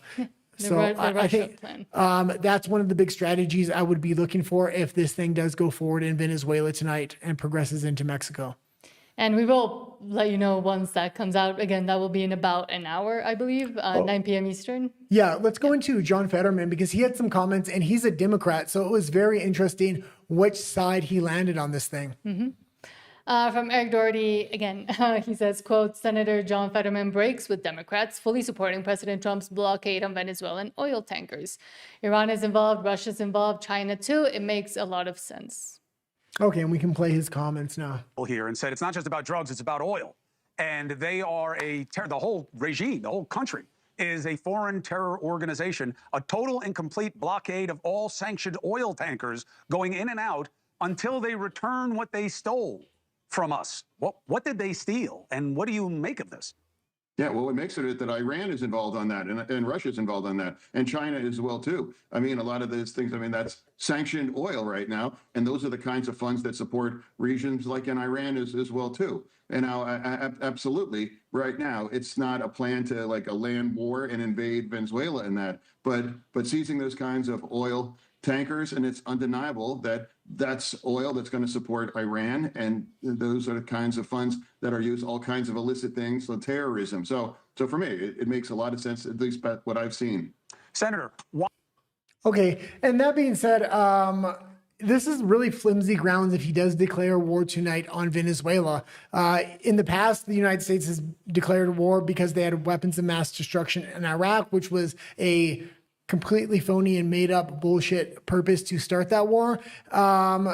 Declaring fentanyl as a weapon of mass destruction and declaring different governments and cartels as terrorist organizations as a pretext to start a war, it's pretty flimsy. But that is what they are. Well, at the end of the day, they are terrorist organizations. Well, yeah, I have no doubt that they are, but this would be something new and a new kind of classification to start a war. This isn't a normal course that you usually see a war started but from. At the same time, I don't know if it would fully be a war. Even if he declares it a war, I don't think it's what we have seen before in other wars in the Middle East, for example. I think it would have a different flavor. It would be tropicalized. I don't think so. I think this would be Central and South. I think this would be almost directly akin to an Afghanistan war, not what's happening in Venezuela, what's going to happen in Mexico. Mexico is where the power base is for a lot of these cartels. It's going to be jungle and mountain warfare. They're going to be directly blended in with the population. They have massive amounts of money. They were funded by the CIA, just like a lot of these Afghani poppy fields were funded by the CIA. So I think if they come into Mexico without the Mexican government's cooperation, or even with the Mexican government's cooperation, because they did have the cooperation of the Afghani government at the time, I think it's directly akin to the invasion of Afghanistan, and it could turn out very bad. The big thing you're going to have to look for is in the next Mexican election. That's in a long time. 5 years, right around the time that the American election is going to come up. So it's going to be very interesting. And we are working on that here in Mexico to get rid of Morena. But for now, again, the Mexican government itself, the whole system, no matter who the ruling party is, has been corrupted, I say, ever since its inception, basically. And there has been no checks and balances, and they continue to get rid of those. But because it is the backyard of the U.S. and because of the closer and tighter knit relations that the U.S. has with Mexico and the rest of Latin America, I don't see it being equivalent or even close to similar, what they might do or what they are planning to do, as to what they did years ago as well, with different technologies and different ways of strategizing for those battles and wars, as what they could do here. I think here it is a lot easier to, and number one with technology as well, to do a more targeted approach I think they would go for a way more targeted approach than what we saw back then, especially in places like Iraq and Afghanistan. Okay. What I will say is it's going to be interesting if they do come in here. Yeah, I kind of lost my train of thought there. And finally Oh, enough, hold on. That's what I was going to say. Okay. Yeah, going into Venezuela, if he does declare a land war on Venezuela tonight, that's really hard to sell his base. He's going to have to almost immediately connect that to Mexico. I think it's easier to sell a war in Mexico if they get cooperation from the Mexican government with MAGA, with his base, because it is right on the border and has a direct effect into the country. Venezuela can almost be perceived as another foreign war in a far-off land, even though it's not as far as usual. It's still not directly. But it will be way shorter. It's not directly connected to the U.S. like Mexico is. So I think a war in Mexico, if he can get the cooperation of the Mexican government, is much easier to sell his base. And I think he's going to want to connect the Venezuelan war to Mexico, and that's a pretty easy connection because of the cartels and the drugs. And what has happened in the U.S. and the animosity that there already is in the U.S. for illegal migrants and criminals that have used the U.S. as their stomping grounds and who are now using Canada as well. Yeah, especially the Port of Vancouver. If they do connect it with Mexico and they do get cooperation with the Mexican government, there's going to be a lot of insurgent elements already embedded within the U.S. from the Mexican cartels. This is going to be a good pretext for the Trump administration to bring in a digital ID and mass surveillance, basically turning the United States into a police state. They're going to have some pretext for that in order to do that. And we've already kind of seen an escalated level of security and ICE raids and stuff like that. So I don't know how pleased the voters are going to be with that. And I have said, and I will continue to say, this could also be an excuse, not Venezuela mostly, but afterwards with Colombia, Mexico, etc., like going up continuously up north for the implementation of digital ID and to protect the people of the United States. But there's already been plans. I mean, Kristi Noem was already here in Mexico discussing with the Sheinbaum government, with Mexico's government, regarding digital ID and the implementation of a digital ID database in Mexico, which I'm guessing they're just testing and they want to apply it in the US. And with a MAGA base, you can always say, well, it's to protect against illegals coming here and being able to roam around. We need to implement a digital ID. No. And also the connections with Trump and Larry Ellison, I'm also not happy about. The American people, especially conservatives, are not going to buy that as the pretext for a digital ID. I mean, there's 1,000 channels just like ours preaching against the digital ID, digital currency, and the dangers of that. But if there's a war with the cartels on the border and there's major violence happening within pockets of the United States from organizations linked to the cartels in Mexico, that is a pretext that the American people will buy. Mm-hmm. Well, that's kind of what I was saying. Okay. You connected it differently. Vosuario says, buenas tardes, saludos muchachos, aquí pasando a saludar. Thank you for being here, Vosuario. We'll see you on my Spanish live stream around, I'm guessing, 10 p.m. today because we started late, because we were watching Candace. Sneaky Beanie says, totally worth it since they came here to covertly spy. I'm guessing the cartels. Yeah. Okay. Rafa says, is Vosuario a bot too? Please don't break my heart. No, Vosuario has its own channel, so I know he's a real person, and he's always really nice. But people have called him out for being a bot, maybe, but he's not. Neo says, what about China's influence on cartels? That too. And again, it is all connected. I mean, Iran, Russia, China have used cartels from Latin America to also do their bidding, and Venezuela. Well, I will say this. And Colombia and Mexico. Mexico has a completely different purpose if they go in with the land insurgents here with the cooperation of the government than Venezuela. Venezuela puts a hurt on a lot of other countries like China, like Russia, things like this. So there are a lot of added benefits to going after Venezuela first, and a lot of money runs through Venezuela and then gets distributed out. So I can see the strategic reason why Trump wants to go into Venezuela. But I will say he's on flimsy ground, starting a ground war on the grounds he is. We'll see.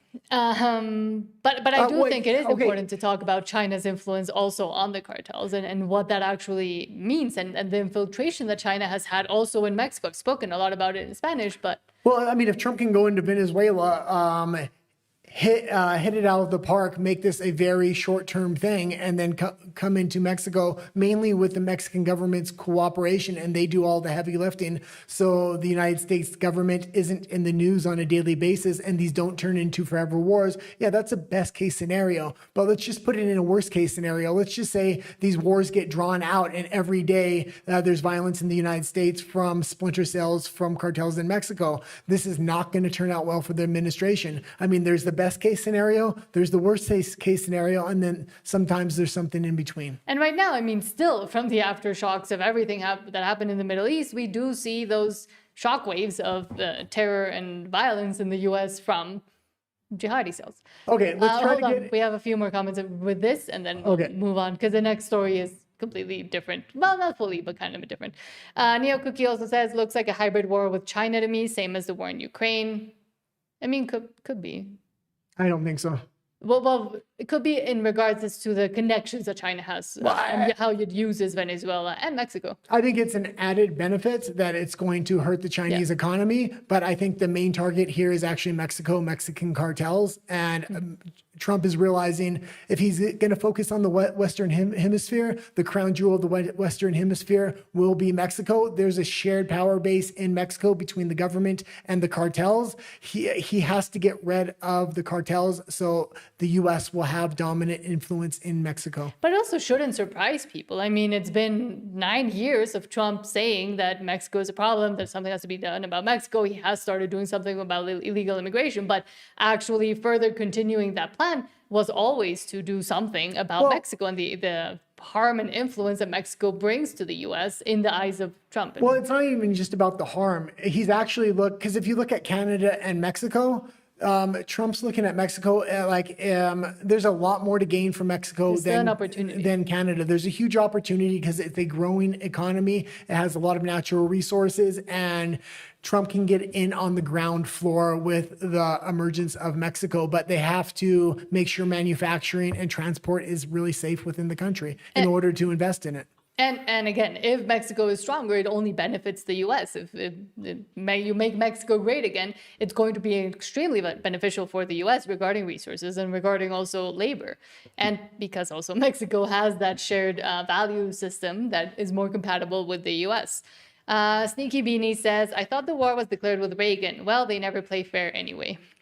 Yeah, the Reagan administration and the war on drugs Reagan put out there was completely fake. Directly after Reagan, it was Bush that came in, who was actually the head of the CIA under Reagan. And they were completely building a lot of these cartels and cooperating with these governments to run drugs and guns in and out of the U.S. and other regions in the world. So the war on drugs was really just a smokescreen because the U.S., it all really tracked back to the U.S. in the end. This time they're doing it with Trump. I think they're really trying to clean it up to really increase the safety of investment in the Western Hemisphere. And Rafa says or asks, have you heard about the possible inflation crash? I think you would know more about this. In the U.S., Canada, Mexico, or just says, have you heard about the possible inflation crash? Yeah, I don't know. I mean, we have been talking about silver and what's going on with that. Oh, for the dollar, for the U.S. dollar, crash, but is it the U.S. dollar we're talking about? I'm guessing.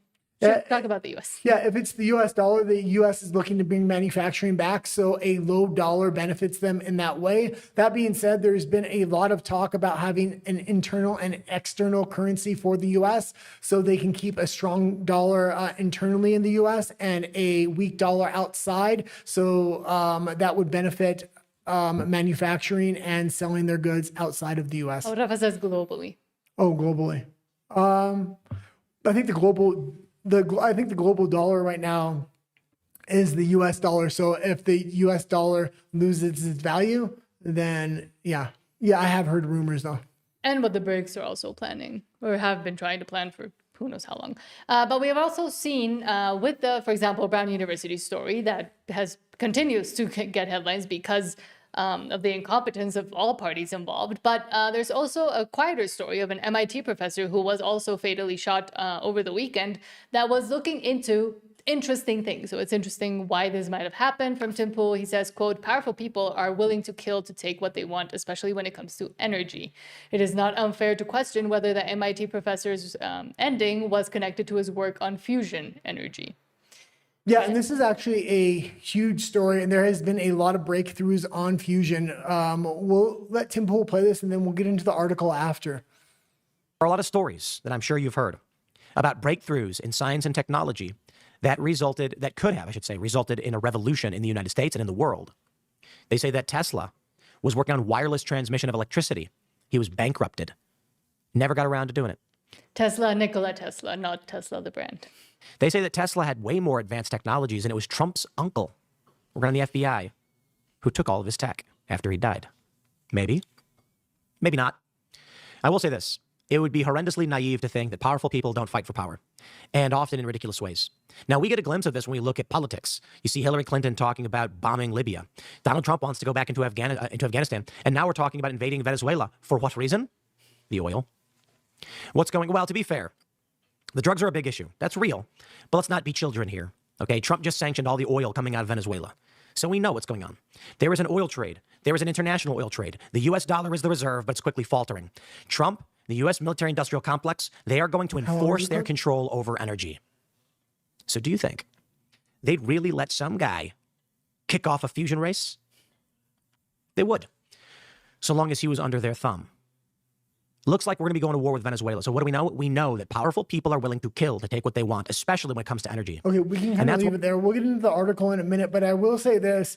There are two different ideologies when it comes to energy. You have the neoliberal ideology, which is we have a scarcity of energy. That's why the West is currently deindustrializing. They give you false green energy, which would actually result in less energy capacity of nations like Germany. That's why their manufacturing is going to shit right now.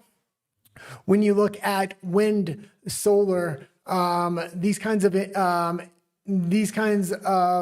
technologies being presented, they have to be replaced every 10 years. They're not really cost efficient, especially on an industrial scale. The entire economy they arranged around green energy was carbon credits. Poor people will sell their carbon credits to rich people. They would charge companies money for carbon output, things like this. Mark Carney was the one that arranged this with a lot of other globalist organizations. This was the neoliberal economic strategy going forward. It was all based on scarcity of energy. If there's fusion energy, that would be basically almost free energy for the entire world. Countries like the United States, China, and Russia wouldn't have a huge advantage against countries like Africa anymore. That being said, the other ideology and thinking on energy is oil. This would be Trump with drill, baby, drill.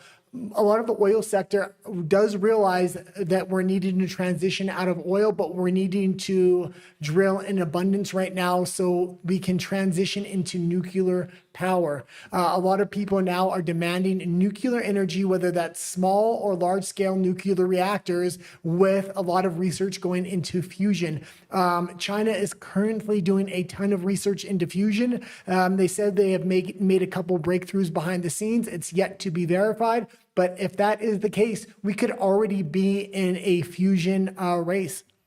And it would make complete sense to maybe want to get rid of this guy. He lived in a nice house. I did watch another article. It was a very nice neighborhood, a nice house, and he got 3 shots to the head. Like, it didn't make sense. He was an MIT professor. And again, and then there's the other theory where he was Jewish and very pro-Israel, and there's still that that Brown University killer on the loose, or assassin on the loose. So those were threats that people are also trying to connect. But this is not the first time that somebody in physics, that is, again, the example from Nikola Tesla that Tim gave there, but it is not also the first physicist or scientist that has gone into these kinds of research of essentially endless energy. And this is research from a very long time ago, but also not so long ago, in 1989, or at least not for me, I'm old, from Ashton Forbes, that says, quote, not the first MIT fusion scientist to meet a tragic end. In 1989, Eugene Malov blew the whistle on the cold fusion cover-up by the Department of Energy and MIT after anomalous excess heat was reproduced dozens of times. In 2004, he was found brutally ended in his home. Yeah, this would completely disrupt the AI race because energy is the main thing that is kind of holding a lot of countries back from AI. That being said, I would definitely lean towards this was an intentional hit on this MIT professor. Let's watch what happened back in '89, though.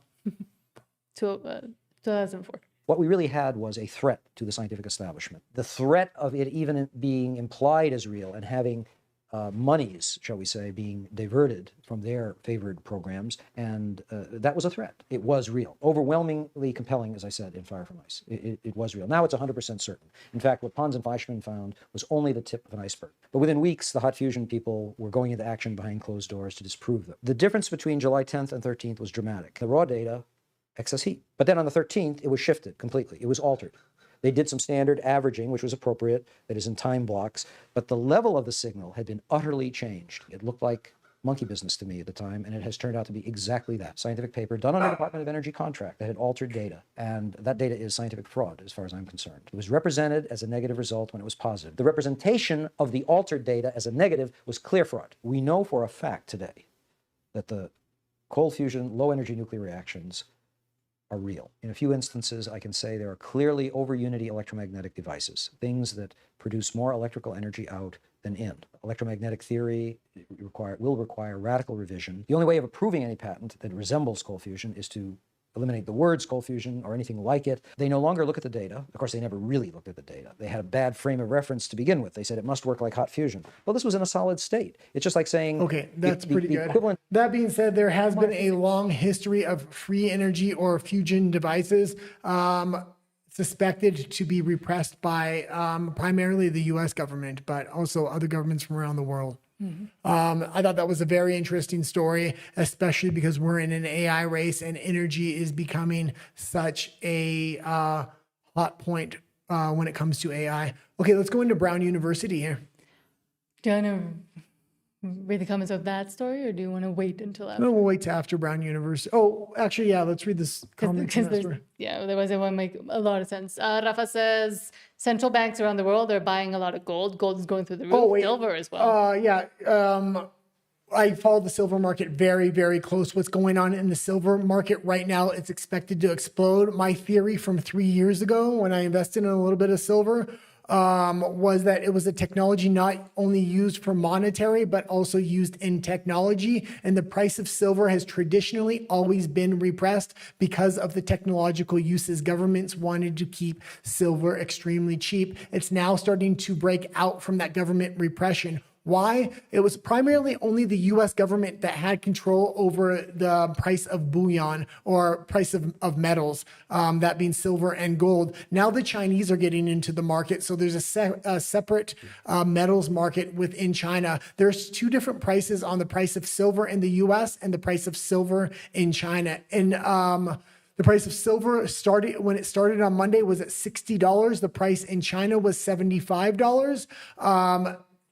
The American market has now gone up to 65. It's expected to meet the Chinese market soon. Also, I talked earlier this week about Samsung coming directly into Mexico, going directly to the mine and offering to buy up all the silver at $76 an ounce, which is above even the Chinese price. It's expected silver is supposed to break out within the next year. If not within the next few weeks, it's expected to go over $70 within the US market. So silver especially has been highly manipulated by the US government because of its widespread technological use. And one more thing.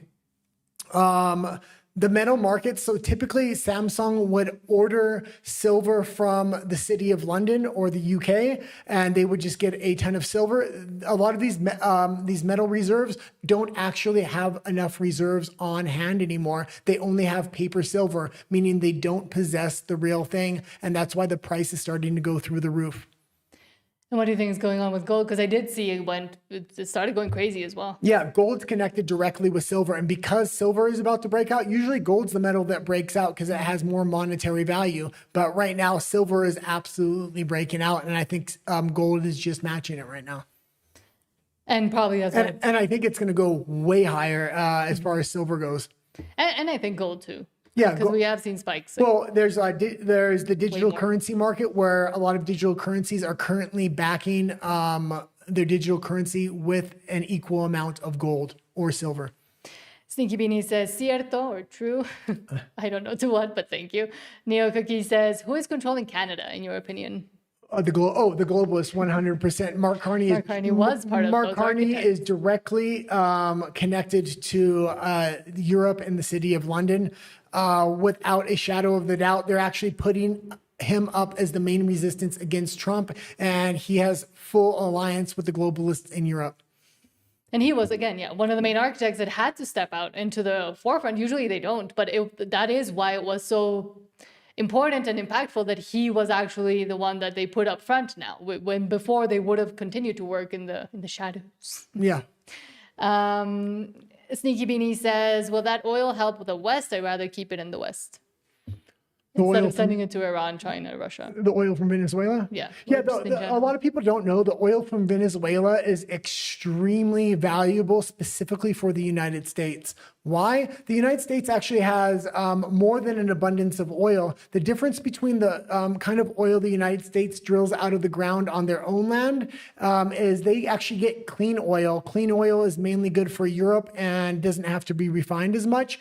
The oil that comes out of the ground in Venezuela is considered really thick and dirty oil, but the refining industrial complex they have in the United States can only refine dirty oil. So they prefer to get dirty or Venezuela style oil and put it into their refining facilities because that's the only kind of oil they can refine in their facilities. And they prefer to sell their own oil overseas because overseas they have the refining facilities to make those refinements. Okay.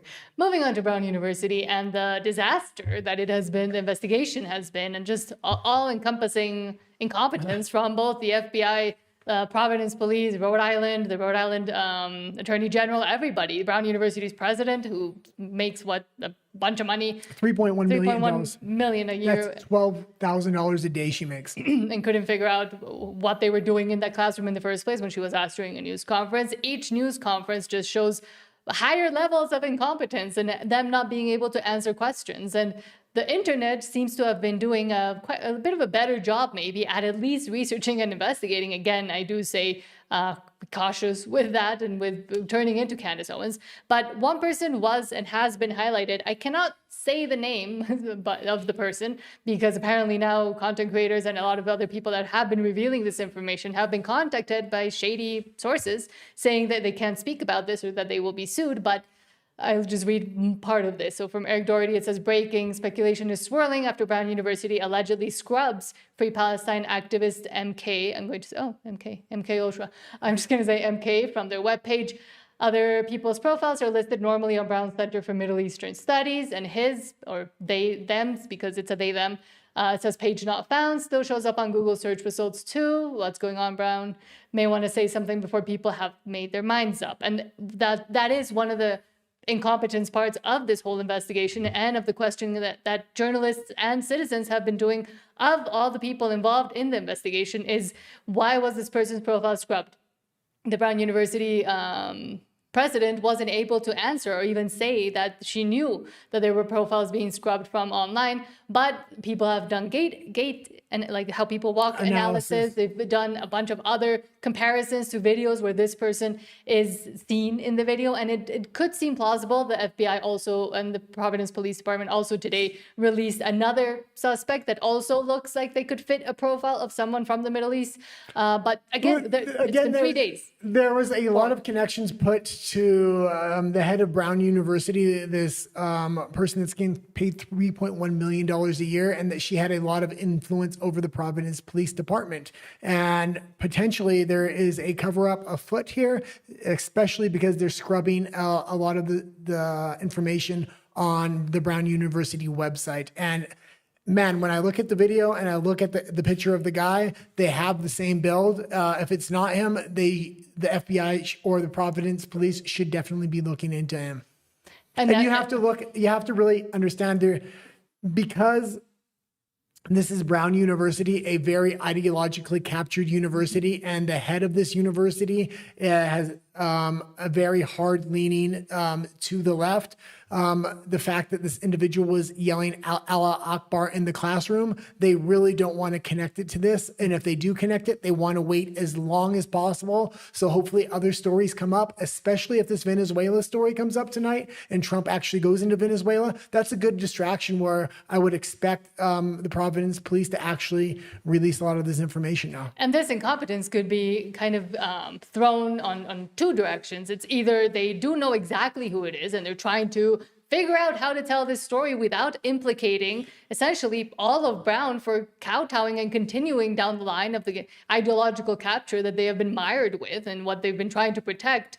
Not because this is, again, a person that is highlighted as being a they, them, also queer, also Queers for Palestine, and from a place in the Middle East and involved in Middle Eastern studies, and has had declarations that are worrying for people that care about America, very anti-American statements and articles that this person has written. So it would just further prove also the incompetence of Brown University itself and in general. And I think they're between a rock and a hard place because they cannot admit that it was also due to their complacency of these kinds of ideologies and of the capturing that has been done of American universities, and also the influence that comes in through money, etc., from the Middle East, but also by accepting all of this. Let's remember that Brown was one of those campuses where the pro-Palestine, the Free Palestine people took over entire courtyards and entire buildings when they were protesting and did those ridiculous encampments that they decided to do.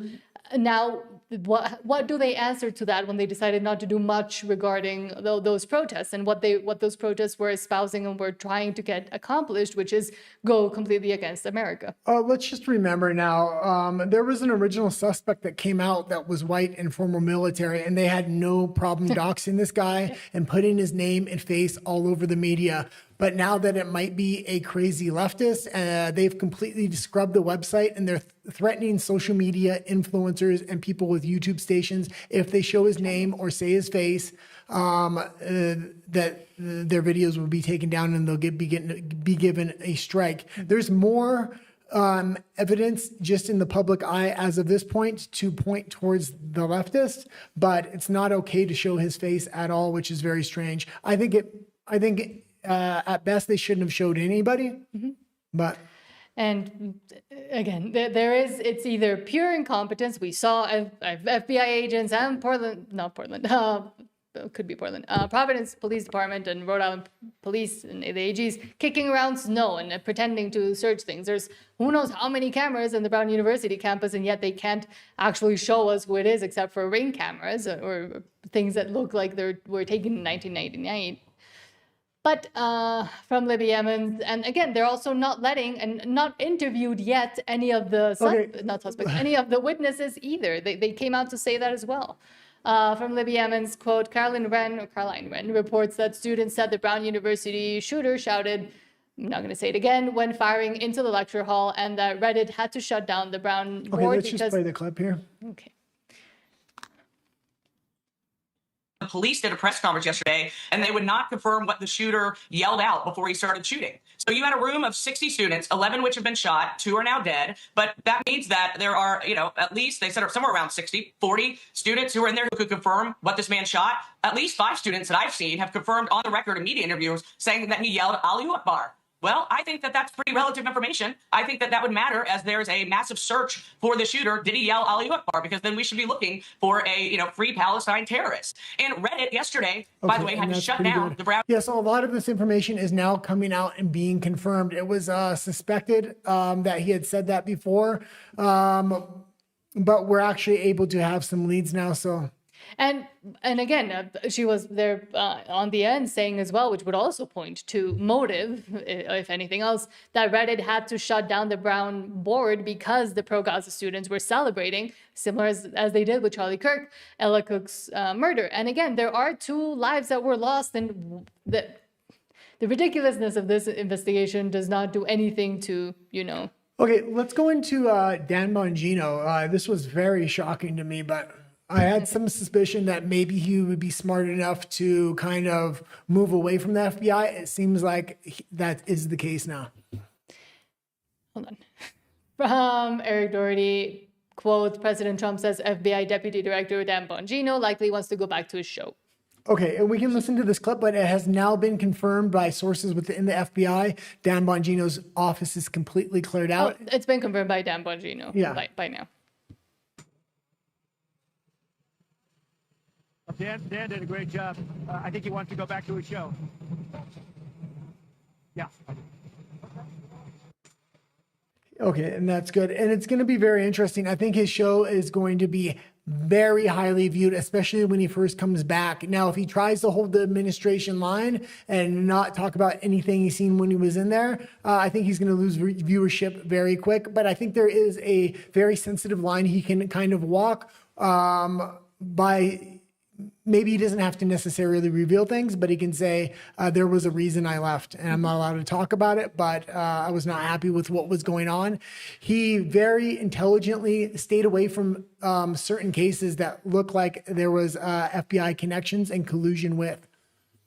And we do see the statement that he gave here a few hours ago. He says, I will be leaving my position with the FBI in January. I want to thank President Trump, AG Bondi, and Director Patel for the opportunity to serve with purpose. Most importantly, I want to thank you, my fellow Americans, for the privilege to serve you. God bless America and all of those who defend her.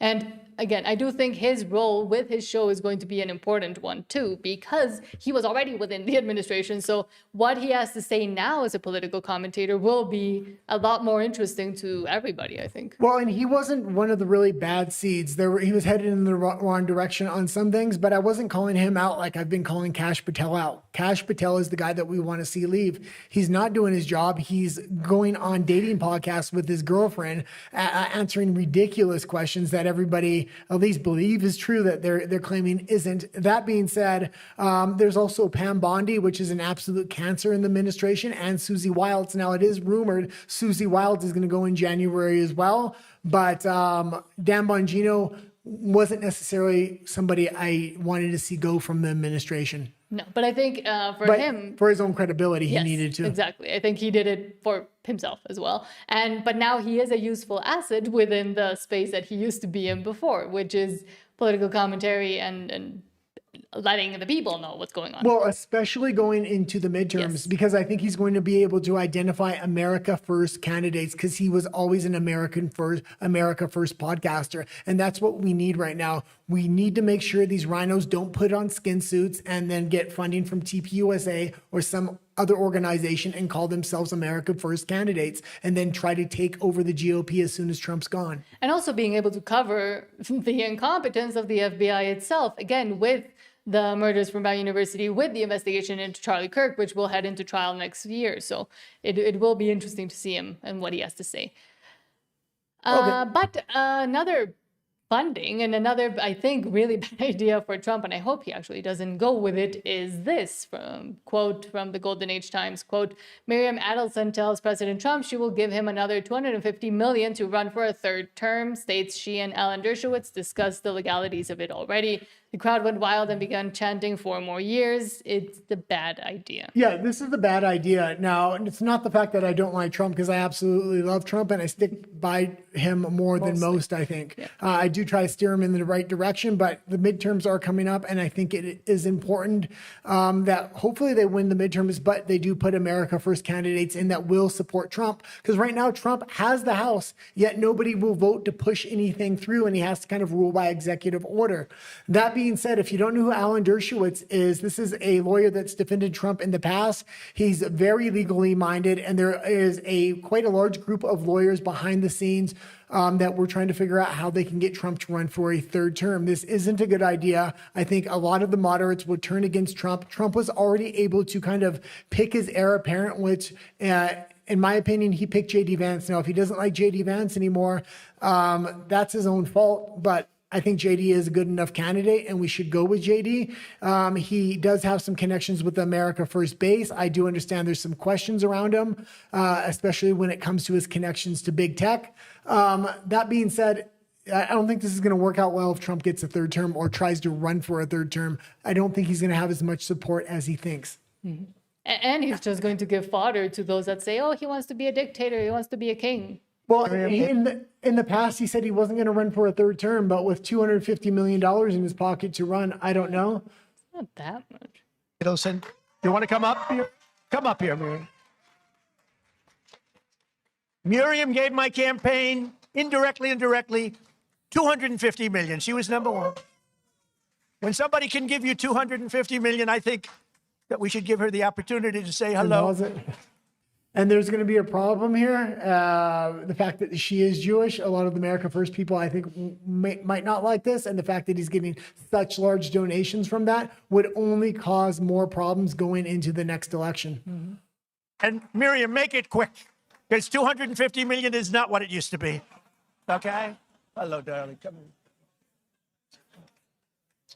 Incredible woman with a great husband, a man that loved Israel. Well, Mr. President, when you were in the Israeli parliament and you gave a speech and you saw me from far away, at that time I came with a scooter to the parliament just to hear you. I wanted to hear you live. And then you say, Miriam Adelson. And I stood for a second, but it was so painful, so I sat. Then you screamed, Miriam, stand up. And I wish you would have known, but I stood up and heard all your compliment, and thank you very much. I saw you back there standing. Yeah, Thank you. Bravely. And now I met Alan Dershowitz, and he said the legal thing about 4 more years. And I said, Alan, I agree with you. So we can do it. Think about it. Alan's here someplace. Where's Alan? Alan is here. Oh, he had a flight. Alan is here. Okay, and don't do it, Trump. No. It's not going to turn out well. A lot of your base will turn against you on this one. Without a doubt, if he does decide to run, nobody's going to stand against him. JD's not going to stand against him. I don't think Marco Rubio would, and those are the 2 major people that are the front runners for the candidacy in 2028. Nobody's going to go against Trump except the people themselves, potentially with their vote. Yeah, and I do think, we floated the theory that maybe all the hats that said Trump 2028 would actually mean that either one of the little Trumps or maybe even Ivanka Trump would come out as the candidate for 2028. And it would be a funny, ironic play on words. And on the left, I kept saying, oh, he wants to be a king. But if this is actually a floating idea that they have in the back of their minds or in the front of their minds, this would be a bad idea. It would turn everybody against him. And it would confirm the fears of the left and They may just want to play into it and act like they're putting Trump up and that they do have the funding, but they might want to do the bait and switch. Like you said, with Ivanka, he has been grooming Ivanka to be the first female president of the United States. The problem is, like, JD is a good candidate. He's a good debater. I don't think he's going to want to be vice president again, especially Ivanka Trump. Yeah. And I've given my opinion about women being high in politics. Marco Rubio would definitely step into that spot as vice president, but nobody wants a former neocon as vice president. Especially with a woman next to him. But let's move on to diplomatic scandal for the potentially. From William Petzer says, quote, breaking major diplomatic scandal for South Africa. South African police raided United States refugee processing site, registry book confiscated, USCIS staff harassed, and Afrikaner refugee applicants held hostage all day. Yeah, this was a huge scandal, and this is making major international news, and that is they have these refugee intake centers so white Afrikaners can come over to the United States as refugees, as Trump kind of promised. They have to sign up and meet qualifications first.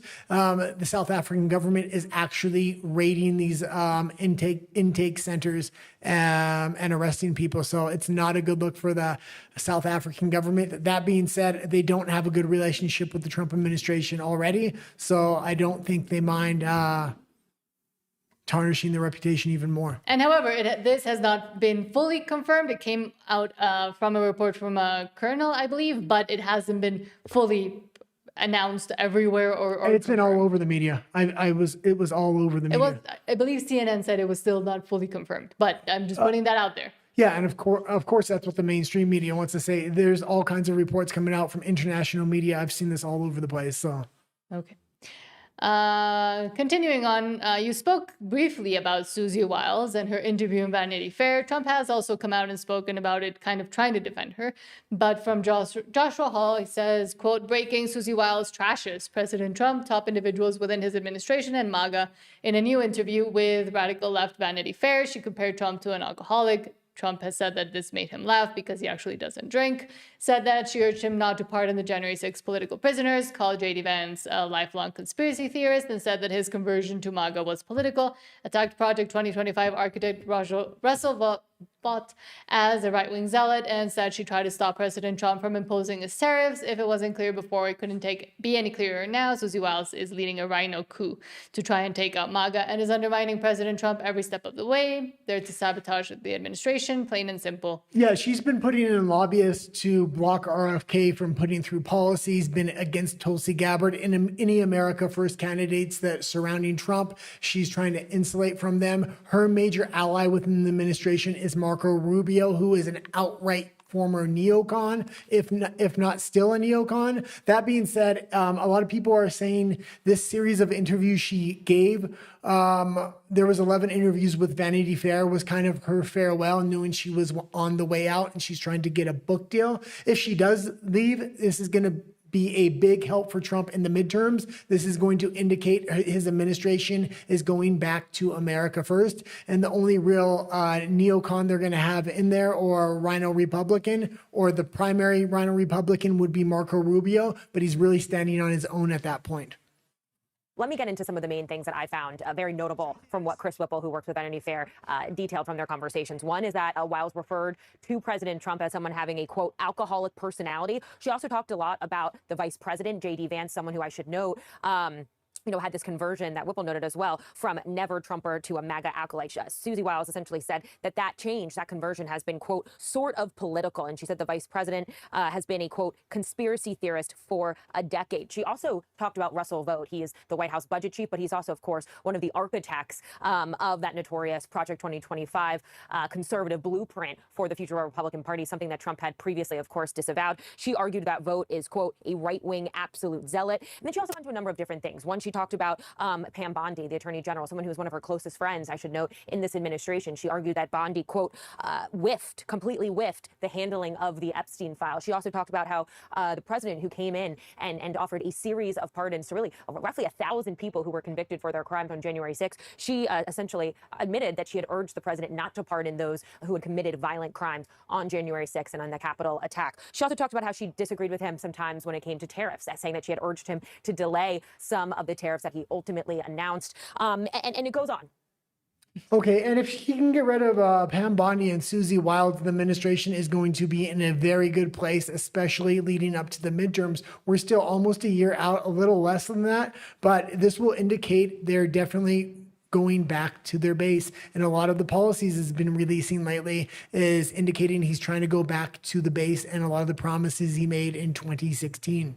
And also let us remember that the kind of outlet that Vanity Fair is, and the agenda and the capture that they have had over the past 20 years. And for example, with the BBC, they also cut and were completely misleading in their reporting. What I'm saying is they might have taken and might have written things out of context. I'm not defending Susie Wiles, but this was over the course of 11 interviews. But that's what I'm saying. Why are you giving 11 interviews and bringing this reporter around everywhere you go? It was not a good idea. She's the one that gave access. And a lot of other people in the administration gave access to Vanity Fair as well, and it was a bad idea. And I agree, but then again, let's remember what kind of outlet Vanity Fair is as well. Well, I like Vanity Fair a lot more after this article, because if it's going to get rid of Susie Wiles, thank you, Vanity Fair, because she's been the worst part of the Trump administration. And again, I'm not saying they shouldn't get rid of her. She shouldn't leave, but... And I will say one other thing. When I was investigating this story, the reason Susie Wiles was there because she used to be a lobbyist, and it's said behind the scenes she has had a lot of influence on the Supreme Court and why so many judgments have gone towards Trump. That being said, the single biggest Supreme Court judgment is coming back in January or February. They've already heard the case, and that's the case of the tariffs. So, I mean, as much as I hate Susie Wiles, I would at least want to keep her around until after that tariff decision is made, because if that goes bad, the rest of the administration time in power is going to not go the right way. The entire financial future and the game plan Trump has kind of laid out is based upon the tariffs. And Neo Cookie says, only Lara Trump seems to be smart, but still no one will be voting for her. And I have my opinions on women being president or being heads of state. And I like Barron, but Barron's not old enough yet. That being said, he will be the last president. I think JD's a fine enough candidate for now. I mean, yeah, I understand there's question marks around him, but who better are you going to find? He's better than Marco Rubio, and I don't see anybody else really stepping up to the plate. He has indicated that he does have an allegiance to the America First wing of the party. Tucker's son he works for JD Vance. He hasn't disavowed Steve Bannon or Nick Fuentes, so he's definitely indicating that he is an America First candidate going into 2028. That being said, Marco Rubio is the neocon candidate, and I think they're going to have to duke it out. And Trump has continued to do things that usually go kind of underreported. So from World News, quote, in a stunning move, American President Donald Trump has signed an executive order to stop funding migrant shelters and establish the National Center for Warrior Independence by executive order, which will use those funds to give combat veterans, help them with homelessness and help veterans. Yeah, and this is a fantastic America First policy. He's coming out with these America First policies day after day. It's just a matter of he actually has to implement them rather than just announce them. But this is a good strategy overall by taking funds from one place that the voters really don't agree with and put it in another, like helping homeless veterans, which I think everybody kind of agrees with. When I take office, I will sign an executive order to stop every penny that Harris has been spending on the shelter and transport of illegal aliens, and we will redirect that money to provide shelter and treatment for homeless American veterans. I take off. And he has had a lot of good military policies as of late. And I think if he's going to go to war in Venezuela or wage a war against the cartels, if that happens to be in the cards, you really want to indicate that you are treating your veterans well. So good policy from Trump here. And there have been a lot of these policies we've had to skip over the last few days because Candace Owens has been taking up a lot of the show. As she loves to do. But also, with just the policies in general, a lot of people and a lot of the Americans have been feeling like they've been stalwarting, not actually doing much, even though they might have a majority and they might have help within and to pass a lot of these ideas. They haven't really been doing it. But recently, also from Eric Doherty, quote, Speaker Johnson reveals House Republicans will surge starting in January to codify up to 150 of President Trump's executive orders. Good, get it done. The voters are waiting, and they're growing impatient, especially with the midterms right around the corner. This is a go to the top again. This is a bunch of bullshit. Like, I'm going to say this, that they have the numbers in the House to pass whatever Trump wants, and they're not voting with Trump. They're making him rule through executive order and not codifying any of this into law. Why? Because there's a lot of rhino Republicans there that won't vote in Trump's favor. So even though they're conservative, they won't vote with Trump on a lot of these issues. And this is why the midterms are so important. One of the big reasons I think they're indicating there's going to be this big surge that they're backing Trump, it's because they haven't backed Trump so far, and they don't want to lose their seats in the midterms. So they want to be able to say, oh yeah, we're backing Trump. They should have been backing Trump's agenda right from the beginning. I guess it's better now it's not too little too late, but I think come the midterms, we need to get America First candidates in there. And that's kind of been the mantra of today's show. Let's see what Speaker Johnson says.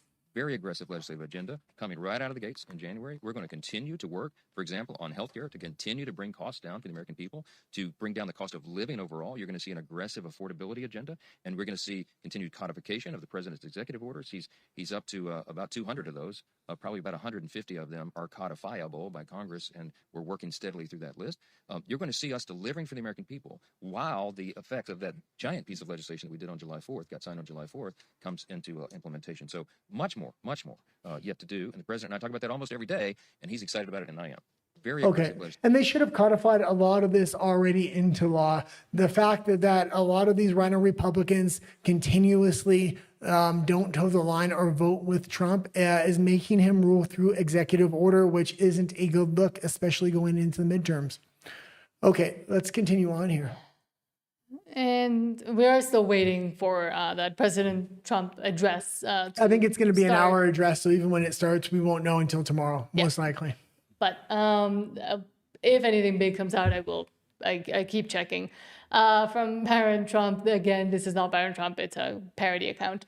Says, quote, Marco Rubio and Secretary of War Pete Hegseth just walked into Capitol Hill and laid it down flat for Democrats. The narco strikes are not stopping. They're ongoing full force. Rubio made it crystal clear these strikes remain, period. We are dismantling terror infrastructure in our own hemisphere, groups that are ending Americans and poisoning Americans every single day. Hegseth is backing it without hesitation. This mission is working. It is successful and saving lives, they say. Yeah, and they have 3 years to get this done. But if this turns into some kind of forever war, this is going to leave a bad stain on the administration. This can't stop with Venezuela. This is going to have to go right into Mexico. Otherwise, they're not going to be able to connect this war to a real threat. Mexico does wage a real threat to Americans because it's right on their border. So I think the base would actually support a strike on cartels in Mexico. Mm-hmm. But Venezuela is going to be a hard sell. To engage with Congress on this. We're headed to the House now to do a similar briefing and provide updates on this counter-drug mission, which is focused on dismantling the infrastructure of these terrorist organizations that are operating in our hemisphere, undermining the security of Americans, killing Americans, poisoning Americans. And this has been a highly successful mission that's ongoing and continued, and we're pleased to be here today to update Congress on how that's developing and how that's moving. Okay, and that's good. And with this being said, the fact that they're going to go forward with this so heavy-handed, this is a huge risk for Trump. Come the midterms, if he doesn't win the midterms and they have the votes, they will impeach him, and they're going to try to impeach him for these drug votes. I watch a lot of liberal media and a lot of independent liberal think tanks, and they're all saying the same thing. They want to impeach him for the drug votes. So he has to win the midterms. Otherwise, there's a good chance they're going to try to impeach him. Now, whether they can or not, that's another thing, but he's not backing down is the big thing. So he's going to see this through to the end, or at least to the end of his administration. But if he loses the House and the Senate, it's going to be harder to see things through. And continuing on that same track of things that have been done, from Eric Doherty, he says, quote, incredible development as the White House confirms the federal government lost nearly 160 thousand workers in just 1 month, and private sector job creation since Trump took office is 700,000 jobs. Okay, we can play this real quick. The two. And if you do that, then you're looking at private sector gains of about 120,000, maybe 121. And then we dropped about 160,000 government workers, federal government workers, who are the people who took the buyout that, we began that program in the spring and gave people to the fall to step aside. And so I think that from the private sector point of view, it's just about what we've been getting all year. It's solid upward trajectory. The president's private sector job creation since he took office, about 700,000 jobs. And so I think that, like the vast majority of the Bloomberg people polled were surprised on the upside. And I think that we were surprised kind of not at all. We think it's about on trend is what's happening. Okay, and it's good to see that he's trying to cut government jobs, especially in a way by giving these people a payout. So they're agreeing to go to it. They're cutting out the fat in the federal government. Also, there's a ton of money rolling in from tariffs. They're also getting trillions of dollars of private sector investment. A lot of ground has been broken on these manufacturing facilities.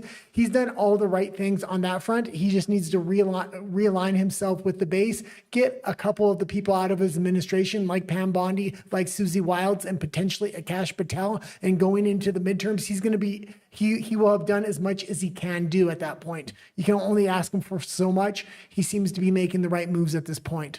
And I understand people are still feeling the hurt because of a little bit of inflation and because of food prices, but housing prices are coming down as well as, God, there was something else I was going to mention, but you can go ahead.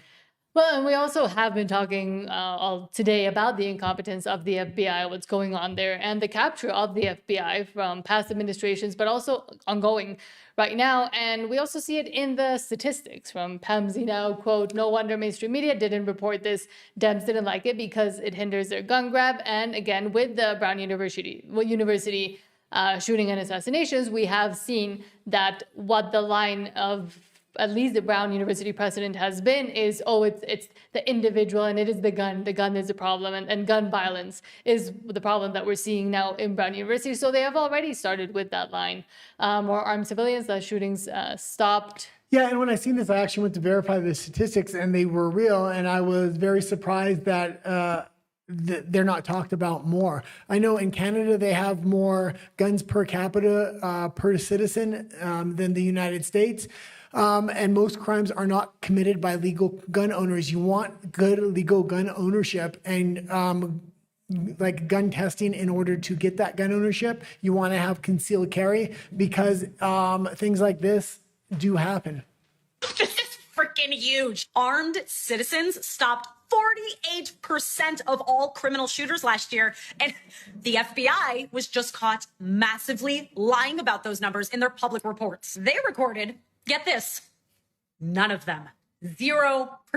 Now, you and I and everyone else have seen those local heroes on social media, but rarely do we ever see these stories in mainstream media. Well, the script is about to flip because a new study by the Crime Prevention Research Center reveals that armed civilians stopped over 1/3 of active criminal shooters between 2014 and 2024, nearly 10 times higher than FBI's reported 3.7% average. And again, with even more Americans getting armed post-2020, just last year alone in 2024, civilians stopped half of all criminal shooters. Yet, as I just stated, the FBI recorded 0 of them. You might be asking, how is this possible? Well, while digging for the study, researchers found... I will say a couple things about this, and is we've seen the Bondi Beach shooting recently, and that gentleman was very brave to kind of wrestle the gun away from him. But if he would have had a gun himself, they could have probably handled both shooters. We even did see the police officer there, the female police officer, who did have a weapon that did do nothing. So gun ownership, definitely a good thing, especially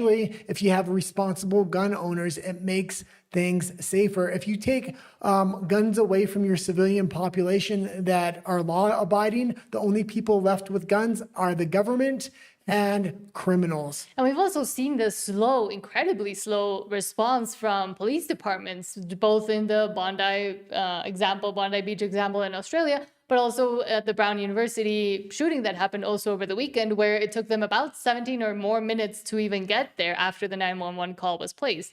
So they also say, the statistics also say that waiting for police response will most assuredly not get there in time. You can only call the cops after you've become the victim. The thing is, if somebody pulls out a gun in a crowded space, there's the potential, if law-abiding citizens also have guns, they can stop the shooter before he shoots anybody. So nobody has to become a victim other than the shooter themselves.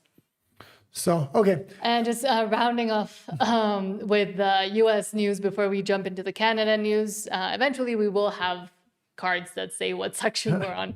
But Steve Sofaro, hello, and thank you for being here, says continue to do nothing. And I'm guessing FBI was when we were talking about that. Steve Sofaro also says, true about Mexico, but only China can product or has a product of the origin of the chemicals. So can produce the original chemicals that go into the drugs.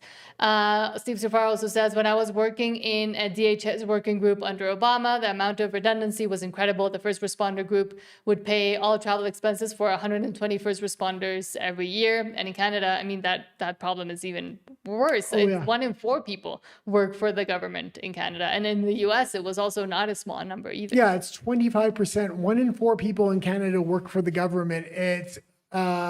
It's getting out of hand and absolutely insane. And it's primarily immigrants that they hired to work for the government. They want to create a safe voter base. In Canada, they only need about 29 to 30% of the vote to win a minority government. So if they can hire 25% of the population, they almost have enough to secure a victory every single time. And that's why it's so hard for a Conservative Party in Canada to win an election. And that redundancy also creates bureaucracy at the end of the day, and having too much government involvement in.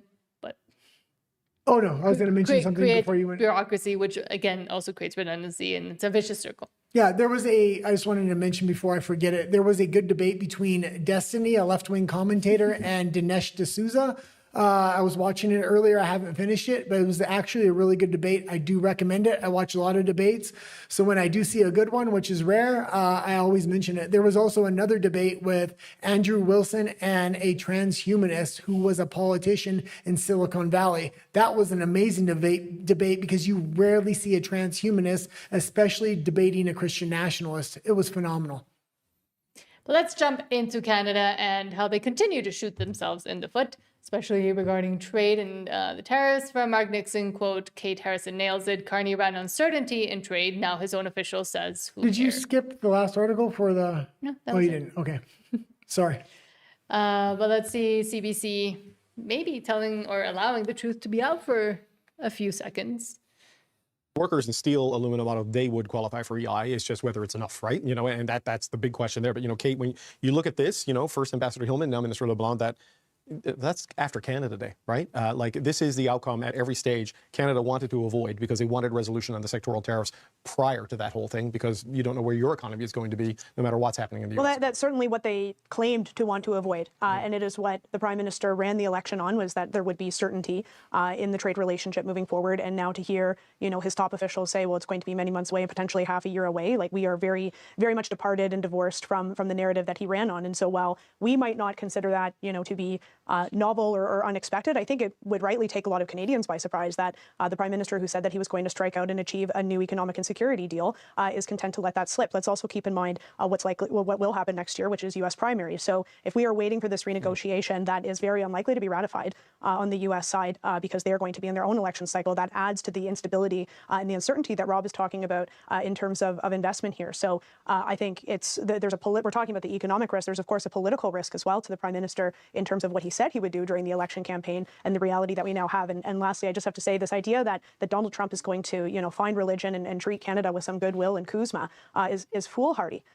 He's been pretty clear about what he expects of Canada. And I don't know how waiting for a Kuzma renegotiation to have him say the very thing that he's been saying already for the past year is going to have Canada emerge from that any more successful. Okay. And there is a chance Trump would treat Canada with some respect if there was an election and a conservative government got in there and actually put Canada first and was ideologically aligned with the United States. Trump has made it clear he's no longer playing games with these globalists. He's only going to cooperate with countries that are ideologically aligned with the United States, and he's focused on the Western Hemisphere. Mark Carney is running towards war, running towards the European Union, who wants to engage in a war with Russia. That being said, Canada is a little bit secure because they do have that North America Free Trade Agreement that can go till 2036. That being said, it's not that trade agreement that's the big threat for Canada. It's the fact that private industry is fleeing Canada right now and moving their headquarters and their manufacturing facilities to the United States because the United States is taking down massive amounts of regulations and making it very attractive to do business in the United States, where it's very unattractive to do business in Canada right now.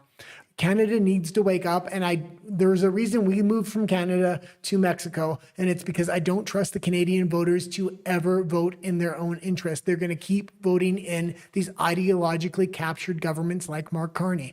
And again, Mark Carney was the architect of a lot of the globalist policies that we see attempting to be implemented all around the world, but actually implemented in Canada. It's always funny to me that they call the USMCA Kuzma in Canada because they want to put Canada first, Canada-US Mexico agreement. And in Mexico, it's TEMEC, which also puts Mexico first. So each country wants to put themselves first, and they can't decide on a name. So how can they decide even on a trade agreement? But let's go into more granular things that are happening in Canada. From Mark Nixon, Skate is a federally funded nonprofit. They're pulling events from Alberta over a law that is legal under the Charter's notwithstanding clause. We do speak about the notwithstanding clause quite a bit within the Canadian Charter of Rights and Freedoms. Most of the points or the things that are within it have a notwithstanding clause, which says, or essentially is a but. So it's a but clause where they can change or they can add to it whenever it is convenient for the government. Let's make it a little bit more clear. Basically, your constitutional rights have a notwithstanding clause, meaning you have free speech, except for the clause. Whenever there's an emergency, they can take away your rights. One more thing about this story, kind of before we go forward, and it does have a lot to do with Canada potentially voting conservative. If they can ever get a conservative government in there while Trump's in there, he's willing to do business and align with Canada. He's already shown him willing to do business with Alberta. The problem is Alberta is absolutely hated by the rest of Canada because they have a different ideological view in the world. And this is one example of that difference of an ideological view. We're following breaking news from the world of figure skating. Skate Canada, the governing body for Canadian figure skaters, says it will no longer hold national and international events in Alberta. The move is in response to that province's legislation that bans transgender girls from female sports, a policy that was controversially passed using the notwithstanding clause. The CBC's Julia Wong joins me now live from Edmonton. And so, Julia, tell us more about what Skate Canada is saying. So as you mentioned, Skate Canada says that it will no longer be hosting certain events in this province, saying that they carefully consider a variety of criteria when selecting host cities for their events to take place in. And they say that they reviewed Alberta's Fairness and Safety in Sport Act, with the organization now saying that it's unable to host events in this province while maintaining its national standards for safe and inclusive sport. So this decision, again, only affecting certain events, those national and international events. And the organization is also saying that this doesn't affect Alberta. And yeah, this just seems like a common sense policy. The problem is only one province in Canada has any common sense, and it's Alberta. The rest of Canada has gone absolutely insane, not just when it comes to men and women's sports, but when it comes to a slew of issues. So now apparently you can't go to Alberta and watch a man dressed in a tutu swirling around the ice because they have common sense and they know what a woman is. Nobody else in Canada apparently does anymore or cares about their safety, especially in potential contact sports, which, I mean, skating is one, where if you have a giant man swirling around the ice in a tutu and it crashes into a little figure skater, that figure skater might turn out to be seriously injured. So insanity in Canada all along, but more insanity. From CBC Watcher, quote, CBC News has learned that a delegation of Canadian parliamentarians has been denied entry into Israel this morning after trying to enter by land from Jordan. Yeah, and I know I do give Israel a lot of flack. A lot of the times it's mainly because of the foreign influence they try to put into the United States with lobbyists and things like that. As do a lot of other countries. But that being said, I actually do like what they did in this particular case. Mark Carney, along with the mayor of New York, I believe, said they would arrest Netanyahu if they ever came into the country, which is absolutely ridiculous. So it's kind of funny that Canadian delegates went over there and they made him actually sign a document and then didn't let him into the country. And we are tracking some breaking news this hour. CBC News has learned that a delegation of Canadian parliamentarians has been denied entry into Israel this morning after trying to enter by land from Jordan. The group of 6 MPs were expected to spend 3 days in Israel and the occupied West Bank to visit displaced Palestinians. Rafi Boudjikanian is in our Jerusalem bureau this morning, tracking the latest for us. Rafi, what do we know about what happened? Marianne, we are learning a little bit more in bits and pieces. So now Israeli authorities have referred us to the Coordination of Government Activity in the Territories, or COGAT. That's the body that takes care of civilian activities in the occupied West Bank for Israel. We don't have answers from them yet. What I can tell you is that normally the group was supposed to be in Jerusalem by this hour. It's early afternoon here. They were supposed to tour the old city.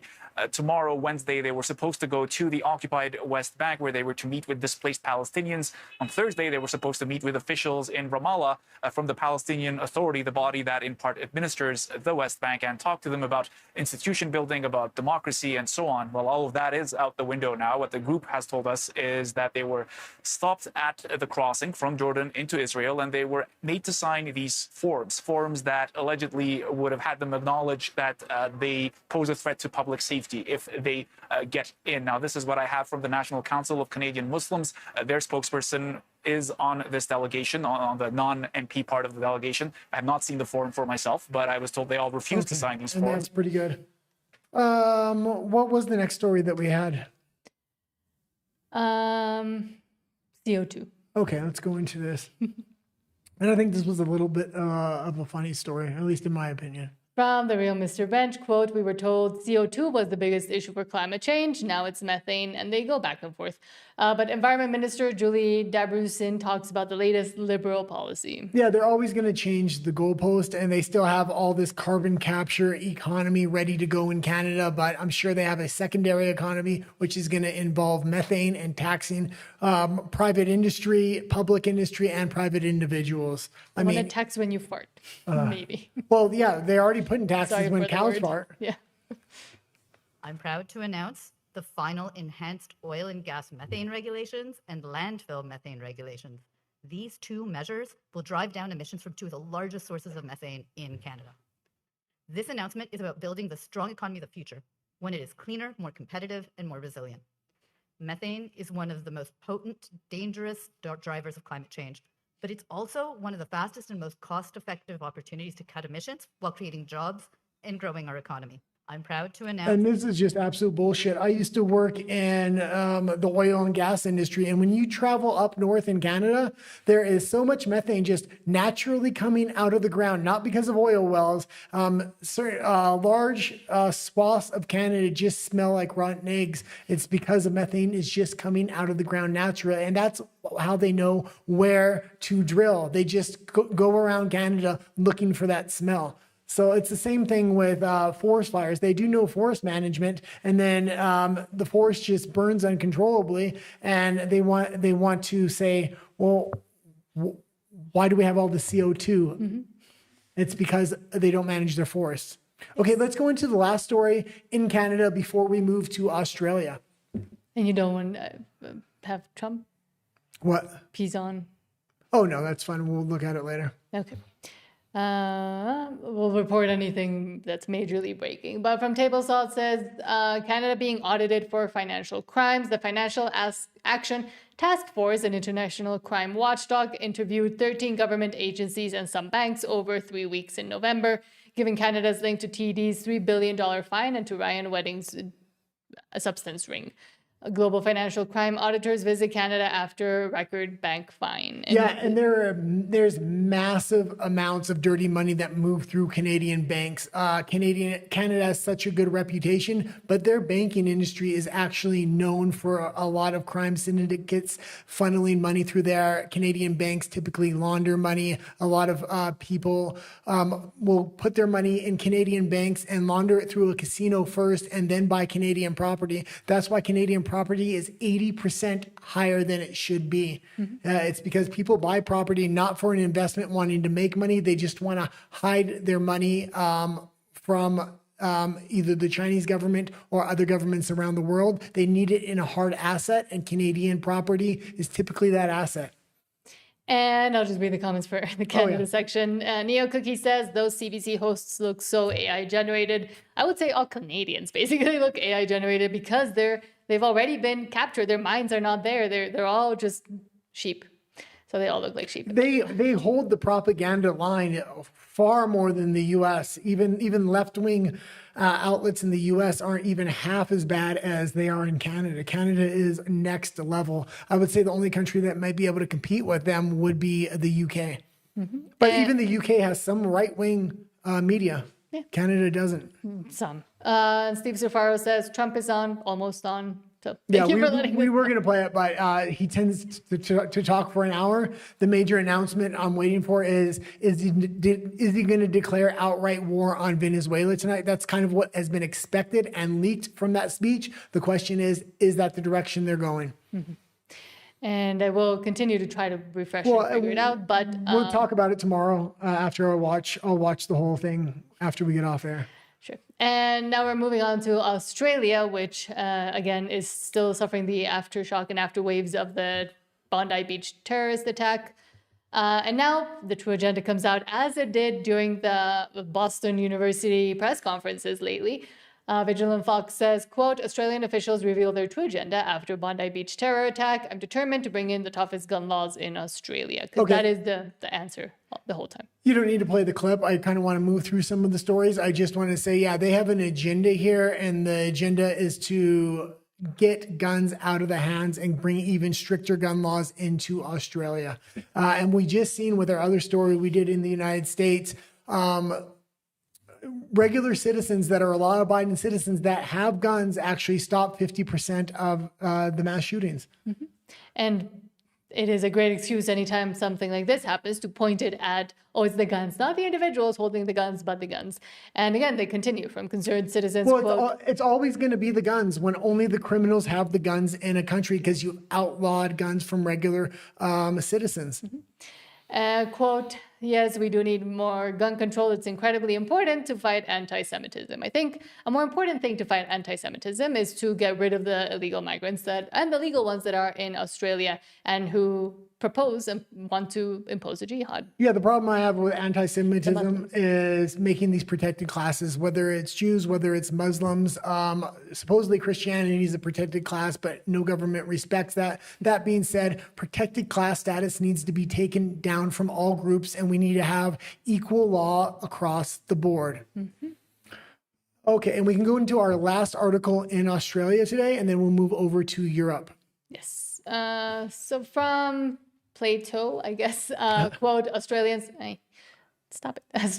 speaking up are now being banned from social media, help make their voices heard. Yeah, and this is happening in the UK as well. There's been so much censorship and so many arrests from people speaking out, whether it's being arrested for memes or being arrested for speaking up for their political views. Australian and UK citizens now are making pleas on social media that channels like us and countries that still have free speech, that we speak out on behalf of their country. Because the governments are doing the opposite of what the citizens want. G'day, legends. I need everybody that is not in Australia to do Australians a service, please. We are being banned, censored, and taken off our platforms for speaking up about that ideology and about what's been taking place here in Australia. And we can't outwardly speak about it. So can you please advocate and spread awareness about what is happening to us here? Thank you. G'day, legend. And I think it's important, especially for small channels, that we actually speak out, and for larger channels as well, for the forgotten voices of people that aren't able to speak out, because free speech is being banned in a lot of these countries and they're not able to speak for themselves anymore. I know we cover international news on this, and a lot of people ask, why do we? And primarily, I try to focus on a lot of countries that are losing their free speech rights. This would be the UK, this would be Europe, this would be Australia, and this would be Canada. Those 4 countries I usually try to cover on the show every single day, and it's usually involving a lot of the same topics, but a different take on the topics, and I try to focus on the topics that are being banned within that country. And moving on to another country that is always censoring, the UK. Yeah, we're going to move on to the European region Just now. in general. The UK and Europe, it's the same thing still. Okay. From Patriotic Nation, quote, billionaire claims British economy is uninvestable in. Yeah, and these are coming from billionaires that are looking at the British market, but anybody can see this. We talk about this a lot on the show, but let's just see from a billionaire's perspective who would normally be the person investing in the country. And right now they're investing in the United States. I wonder if you think the UK is on its way to being uninvestable. The simple answer is yes. I don't particularly like the guy, but I was watching a video by Dominic Cummings about the A66 in North England, and they've got this is an 18-mile stretch of road where they want to move it from single carriageway to dual carriageway. And the UK system is going to take 30 years to do that. I could, if I was allowed to build it in 9 months. So long as the UK takes 30 years to do a 9-month project, it's uninvestable. Magda? I've spent the last 5 years commuting between UK and South Africa. I've got business here and the venture capital business in the UK. I've just come back to South Africa. Uninvestable. The government is, between the socialism, and I don't know how right the statistic is, but close enough. 25% of the working population in the UK is on social benefits. If you've got anxiety disorder, you can get social benefits. So when you've got a population, and then think about Brexit, which has basically eliminated the skills that were coming into the UK. So that's gone. Try finding a waiter. tried finding a builder. Yeah. It's unavailable except for Polish people, so, there's that. But, it's an economy that has completely been destroyed. And because Labour has just come in, we're looking at, 4 more years of this mismanagement of the economy. A scary country, wouldn't touch it with a barge pole. As I said, I find South Africa so much more interesting.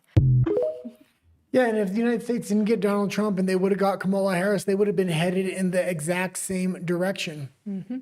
And again, it is partly because, and then that's the scary part too, where we're talking about how, for example, in Bank of London, central bank, there is no silver. They only have paper silver. And what have they done with their economy, their investments, but also with who they have handed off parts of even the country to, like China being able to manage and essentially buying up the UK's power grid. That is also worrying. And with the illegal and legal migration that they continue to import into the country and to give benefits to 25% of those. I'm sure it's not all UK citizens, UK born citizens. I think it's mostly the people that they've allowed to come in and that don't provide any service or anything to the country that they're now flying into. You're having billionaires. Swimming into. You're having billionaires tell the UK government they're uninvestable, yet Donald Trump is willing to invest $40 billion into the country, into social media and into AI. And he's having to pull that investment because of their censorship. And they're not willing to cooperate and take down some of their censorship in order to get that $40 billion investment. We covered that story earlier tonight, and it's just absolutely crazy.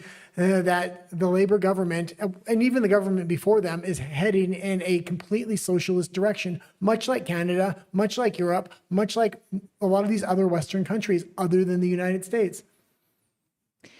And I think that was actually the next story. What? I accidentally went ahead talking about the 31 billion. I didn't realize that was the next story. Yes.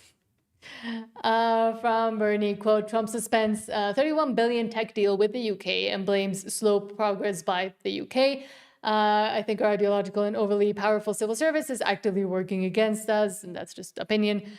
But Trump suspends 31 billion pound, here it says, tech prosperity deal with Britain. White House halts talks on AI, nuclear, and quantum computing, blaming the UK's slow progress. Yeah, and it's not just slow progress. There was multiple articles kind of written on this, and it is because of the censorship they're bringing into the country and how they're trying to attack American platforms when it comes to free speech. The EU has recently tried to fine $140 billion, which is completely out of line. Trump is trying to fight back and protect free speech and American social media companies. And while they continue to try to police this same thing, for example, from Johnny Midnight, quote, the British have lost all credibility and have become a laughingstock of the world. Here they harass a Trump supporter that is an older lady and suffering from cancer and treatments. And this is commonplace. I mean, we show these clips on a regular basis on this show, but the UK police have just lost all sense of moral value and sense of self and what it meant to be British at one point. Come in, but you better have a damn good reason for being here. I'm a member of the Free Speech Union, and I'm an American citizen. Have Elon Musk on you so quick your feet won't touch. Something that we believe you've written on Facebook has upset someone. You're here because somebody got upset. Is it against the law? Am I being arrested? You're not being arrested. Then what are you doing here? My plan was, if you were admitting that it was you who wrote the comment, you could just make an apology to the person. I'm not apologizing to anybody, I can tell you that. The alternative would be that I have to call you in for an interview. I'm here to talk to you about the allegation. They've reported it to the police. So what? Obviously, we get a lot of reports like that. Are there no houses that have been burgled recently? No rapes, no murders? Yeah, that's all going on as well. Well, then why aren't you out there doing, investigating those? Because I've got to investigate everything that gets reported. Well, you're not investigating houses being burgled. No, that's not my job today. I'd like to have a look at the comment that I don't. No. I don't need to. I know exactly the things I've said. You know how many people in this neighborhood have been broken into? I don't look after this neighborhood. No, of course you don't. Unless there's a tweet, then you do. So what? I haven't broken any laws. So you're going to be wasting your time when you can be instead doing things that are more important. That's why I wanted to just come to you directly, have a chat. No. You should not be doing this. I'm a cancer patient. You can see that because I'm bald. I didn't know that before I came, but it doesn't change anything. You can't break laws. If you haven't broken the law, then nothing happens. Well, you know whether I've broken a law. You can judge for yourself before you even show up at my door. The public knows what you guys are doing. We know what's going on in this country. Why don't you do that? Get onto them and tell them to apologize to me, a cancer patient, A woman living on her own who has never broken a law in her life, by the way, ever. An older woman, you tell them, I'm an elderly woman, I'm a cancer patient. I have to come back and arrange an interview then. Well, you can arrange it, but I'm going to tell you the same damn things that I'm telling you now. Next time, I'm going to have a free speech union lawyer with me. And good for her, but it's a damn shame it takes a cancer patient that's probably really willing to throw caution to the wind because she thinks she's going to die anyway and say, I'm going to stand up to these bastards. And more people in the UK need to start standing up because it's not okay what the UK government and the UK police are doing. I'm just doing my job. You're breaking the law. The laws need to be changed. It's not acceptable what the UK is doing. I know the United States government is doing the most they can. They're trying to get the UK government back in line and telling them free speech is a fundamental principle of what we believe, not only in the United States, but in Western culture in general. And yeah. And also, why is a police officer sitting? I thought police officers aren't allowed to touch anything in your house or do anything in your house unless they have either a warrant or a reason to do that. But in the US, at least, they're always, and Canada, they're always standing around. They never sit on your chair. That's weird. And I've seen some other of these videos where they're going to go get a tweeter or go get someone for hate speech, and they always sit and stay in your house for like an uncomfortably long period of time. Yeah, I think there's a point in that conversation he doesn't know what the fuck or what the hell to do because he knows he's in the wrong. I mean, he's going to try to hide behind a badge and hide behind the law, but they told me to be the law is not always right. But let's watch some more from the UK. From Basil the Great, quote, Restore Britain say no foreigners in the UK elections. Foreigners should not vote in UK elections. And you can go ahead with the story. I'm stand going to use the restroom. in UK elections. This should be common sense, but let's see what is going on. Reform UK recently revealed that one of their candidates for the Portsmouth local elections is a Bangladeshi national. Adi Mo Asaduzzaman was not born in the UK, and he does not have British citizenship. So why is he permitted to stand for elected office in Britain? Bangladesh is one of 56 members of the Commonwealth of Nations, and under the Representation of the People Act 1983, citizens from any of these countries with leave to remain are permitted to stand and vote in elections in the United Kingdom. Scotland and Wales have moved even further away from a citizenship-based franchise model towards a purely residence-based model, with the right to vote and stand in elections extended to all legally resident foreign nationals in the country, regardless of their country of origin. Reform's candidate came to the UK on a student visa and has been granted indefinite leave to remain. He can therefore stand as a candidate in the local elections, and he's almost certainly not the first to do so. However, we can't be sure, as the government does not publish data on the nationalities of those who run for and hold elected office. A study by the Migrant Democracy Project and London School of Economics in 2024 indicated that in London, over 1 in 10 councillors were either a dual national or a foreign national, but nationwide figures do not exist in the public domain. That's why Restore Britain is launching an investigation to find out exactly how many foreign nationals hold elected positions in Britain. It is absurd that an individual who does not even hold British citizenship can vote and stand in elections in Britain. One simply cannot have a meaningful personal investment in this country if he's not even a citizen. And with citizenship handed out like confetti these days, even this is a very relaxed standard. In 2024 alone, almost 300,000 citizenship grants were issued. Since 1962, the total is almost 6 million. This points towards the fundamental problem at play here. British citizenship itself has been utterly hollowed out and stripped of its value, as the criteria for acquiring it are all but non-existent. Thus, any strategy for preventing foreigners from holding positions of political power in our society must begin with fundamentally redefining what British citizenship actually means, codifying that definition in law, and, if necessary, retroactively applying it. Much debate exists over how restrictive such a definition should be, but for the time being, one thing is certain. The Representation of the People Act 1983 must be amended, and no foreigners, regardless of how patriotic they may be, should be permitted to vote or stand in elections in the United Kingdom. This should Okay, and that's how you get Sharia law in your country. Yeah, I mean, essentially. If you're wondering how they're able to create these voter blocks and create these new laws and create these Sharia courts that outrank British court, this is how you get it. Okay, what do you got next for us? What do I have next? Hold on. I've been quietly checking if Trump has said anything. He hasn't said anything. Apparently, he's just bragging. Okay. As he does. I think maybe people will be disappointed he won't declare war on Venezuela. He's just going to talk about how great he and the country is. There's the good possibility he had a possible leak to people in the House and Senate saying he was going to declare war in order to kind of put more pressure on Venezuela. There's not much more pressure he can put, but and again, as you said, that is in the UK how you lose a country, and that is what they have allowed and permitted. They said anyone from the Commonwealth can run in elections. Maybe we can run. Maybe try to save the UK.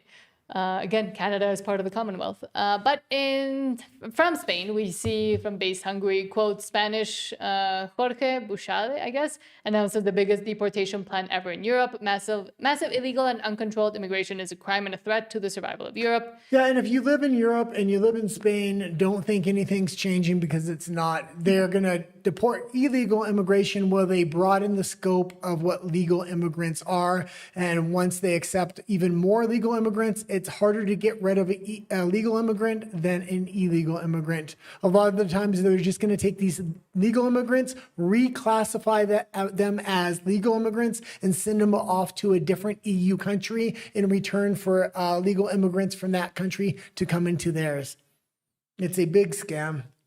10 medidas para acabar con el terror islamista de los falsos refugiados que ha matado en Oh, Solingen. you didn't need to play it. I kind of just wanted the headline and talk about the difference between legal and illegal immigration. And it's just a matter of classification. And they're just moving legal immigrants around, reclassifying them as legal immigrants and taking more legal immigrants, while the EU dictates that all these countries in the EU lose their sovereignty. And if they don't want legal immigrants, well, there's going to be fines for them to the tune of millions of dollars.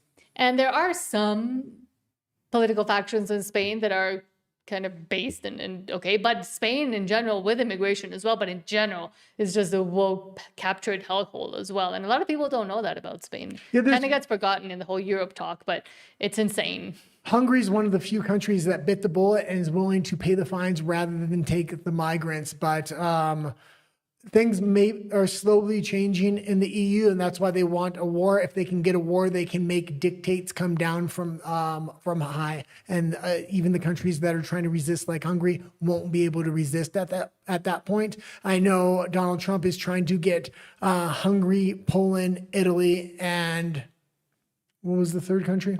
Austria to separate and make a new European Union. And that would be great, but. Okay, let's go into the last story within Europe here. Can I do this story or no? We'll see. From Concerned Citizen, quote, will the Prime Minister end this flu crisis? Now, the flu is a crisis with a mass vaccination campaign. Insane Lib Dem leader wants a nationwide jibby jab program to stop everybody from getting the flu. Yeah, the fact that you're trying to... these mandates went the wrong way. The reason they're getting so many right-wing parties elected is because the people do not agree with these neoliberal higher-ups. That being said, the fact that they're trying to mandate the flu vaccine is absolutely beyond me. I thought they would have learned something from the jibby jab era. And there's been some tragic cases, Mr. Speaker, some people even dying on those trolleys and left undiscovered for hours. And the expectation is that this could get worse. So will the Prime Minister make this his #1 priority to end this crisis with a mass vaccination programme to stop so many people ending up in hospital with this virus, and funding the social care places people need to leave hospital when they're... And there's been some tragic... I mean, we know the UK NHS is falling apart and breaking apart. And same as the Canadian healthcare system, the answer is not jamming people full of more things to put in their bodies, mostly untested and mostly not even working for the actual strain of flu that is coming this year. Well, whatever year. They've implemented so much censorship in the UK. Maybe they think they can get away with it this time, so they're going to try again. And I'll just read the comments for the Europe section. Rafa says, oh, you're still here. I gotta go run an errand. Be safe. Steve Surfaro says, Trump says 100% of net job creation has gone to American citizens and in private sectors, which we spoke about as well. And Steve Surfaro also says the $1,776 checks are already being sent to the U.S. Armed Forces from tariff earnings. Yeah, I mean, Trump it does seem like he's just boasting. Trump is doing a ton of good things. I'm really hoping he doesn't declare a war on Venezuela because, I don't think it's going to go well for his base, especially going well for the midterms. I mean, a lot of people voted for Trump because he was the anti-war candidate. And if he does an individual strike here or there when it comes to Iran, it's completely different than a full-scale land invasion into Venezuela or another country. And maybe, I mean, we know Trump speaks for a long time. I believe the address is already over, or at least that's what's being reported. If Steve Savaro said he watched it and there was no declaration against Venezuela, good on Trump for not But I engaging. think he did speak just about the blockade or the taking of oil tankers, but he didn't, full out say anything. I don't even think he really. Up to now, at I don't least. think he needs to engage in a land invasion. I mean, if he's blockading the country by air and sea, it's going to be hard to get oil and stuff out of there. There will be an economic collapse. It's going to be eventually Maduro is going to break and he's going to have to negotiate.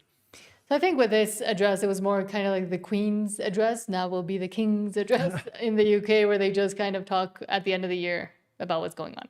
It wasn't, I think, specific, or maybe it was, and they changed their minds right before he went on. That's why it was so short. We know he talks a lot. There was leaks coming out of the administration, so they were expected. Maybe it was a strategic leak to put more pressure on Venezuela, and they might be in negotiations to have Maduro step down or negotiate something there. Speaking of Venezuela and Chile, which we have been speaking about because José Antonio Cast has now been elected president of Chile. He's a ultra right-wing, not really, candidate, at least conservative, coming away from the communism that we were seeing in Chile in the past few years. But Nicolás Maduro decided to have some words for Mr. Cast. So did Gustavo Petro in Colombia, but this is just about Venezuela. So Venezuelan leader Nicolás Maduro issues a direct threat toward Chile's president-elect José Antonio Cast, saying, "Careful, if you touch a single Venezuelan, anyone who messes with Venezuela dries up, and you could dry up very fast, Mr. Cast." The rhetoric is escalating fast, and the tensions are on the rise. I believe it's in Spanish, but essentially that is what he said. Do not touch any Venezuelans. I don't think he has any room to negotiate anything right now or make any threats, especially when his entire country is blockaded. That being said, it's been interesting how much heat this Chilean president has gotten. He's a right-wing president, but so was the president in Argentina, Milei. So was, libertarian, but still. So was the El Salvadorian president Bukele. I mean, there are some right-wing presidents kind of coming up, but this Chilean president is getting a lot of heat from Central and South America. But also, for example, in Honduras, they have declared the whole elections void and null because a right-wing or conservative president was elected there, and now there's a lot of corruption going on in Honduras as well because of the potential win of a conservative or right-wing figure. But we are seeing the encroachment of more conservative right-wing, I wouldn't say modern day values because that's an oxymoron, but more of what we've seen in Europe and the US and Canada of what conservatism means instead of the old stale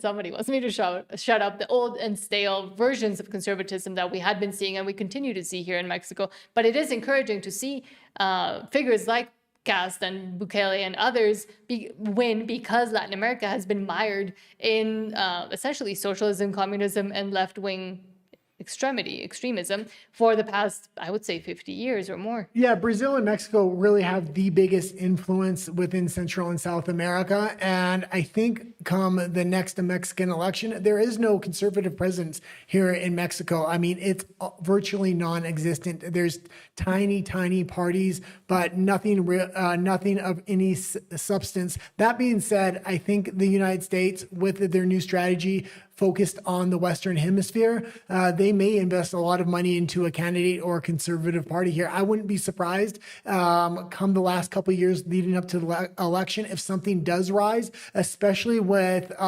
this issue of cartel violence, drugs within the country. It's the one issue. If somebody stands up strong and actually has backing from the United States and some kind of military protection and can actually speak up, they could potentially draw an audience from the left and the right because nobody really speaks up against that issue here in Mexico. And Steve Safaro giving us more updates on the Trump presidential address. Thank you so much for being our correspondent, I guess, in a way. Steve Safaro says Trump says the price of gas is down to $1.80 in Polk County, Florida, and also says it was more of a State of the Union address. And yes, that and like end of year. Gas is way down. Housing prices are way down because they're exiting so many migrants, and not necessarily by force. The majority of migrants have actually self-deported. Trump offers $1,000 plus a plane ticket anywhere they want to go, not necessarily back to their home country. They can go to countries like Canada, which will accept them. And they've had anywhere from 1 to 2 million people self-deport. So when you have that much self-deportation, the jobs that are being provided to American citizens are all for American citizens, no longer for illegal immigrants, which he's doing all the right things. It's just going to take time for it to kick in. Yeah. And I think it's going to kick in before the midterms.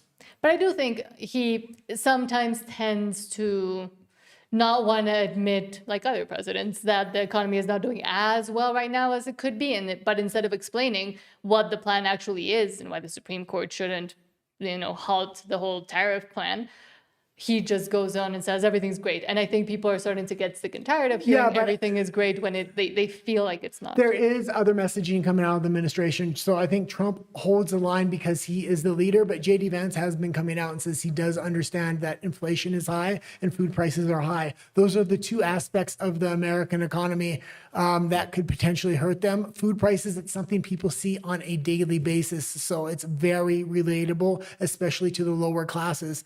But now we're running over to RUMBLE because we're already past time. And now my Spanish show on Nat and The Guy in Español will be around 10:15 p.m. tonight. But we are going right now over to RUMBLE. Please do subscribe here on YouTube if you haven't subscribed. And we do have some woke insanity stories to talk about over on RUMBLE because... And we do have a video coming out tomorrow on... the Bible being banned in Canada, or at least certain passages of the Bible, and censorship, the rise of censorship in Canada. So look out for that tomorrow. Yes. And you may be on WDW Pro tomorrow as well. I still have to confirm with them. But thank you so much to Rafa, our bot, Julia Collins, Neo Cookie, Bosuario, and Sneaky Beanie, and Steve Safaro for all your comments. We do reply to all the comments here on YouTube and on RUMBLE. So please do continue to send your disagreements, agreements, and thanks opinions. For Steve Safaro for sending those updates. So that was very helpful. Yes, thank you to our correspondent, Steve Safaro. And Rafa says, let's go to the VIP Live, which is what he calls RUMBLE. We'll see you there. Okay. Oh, we got the subscriber back. Thank you for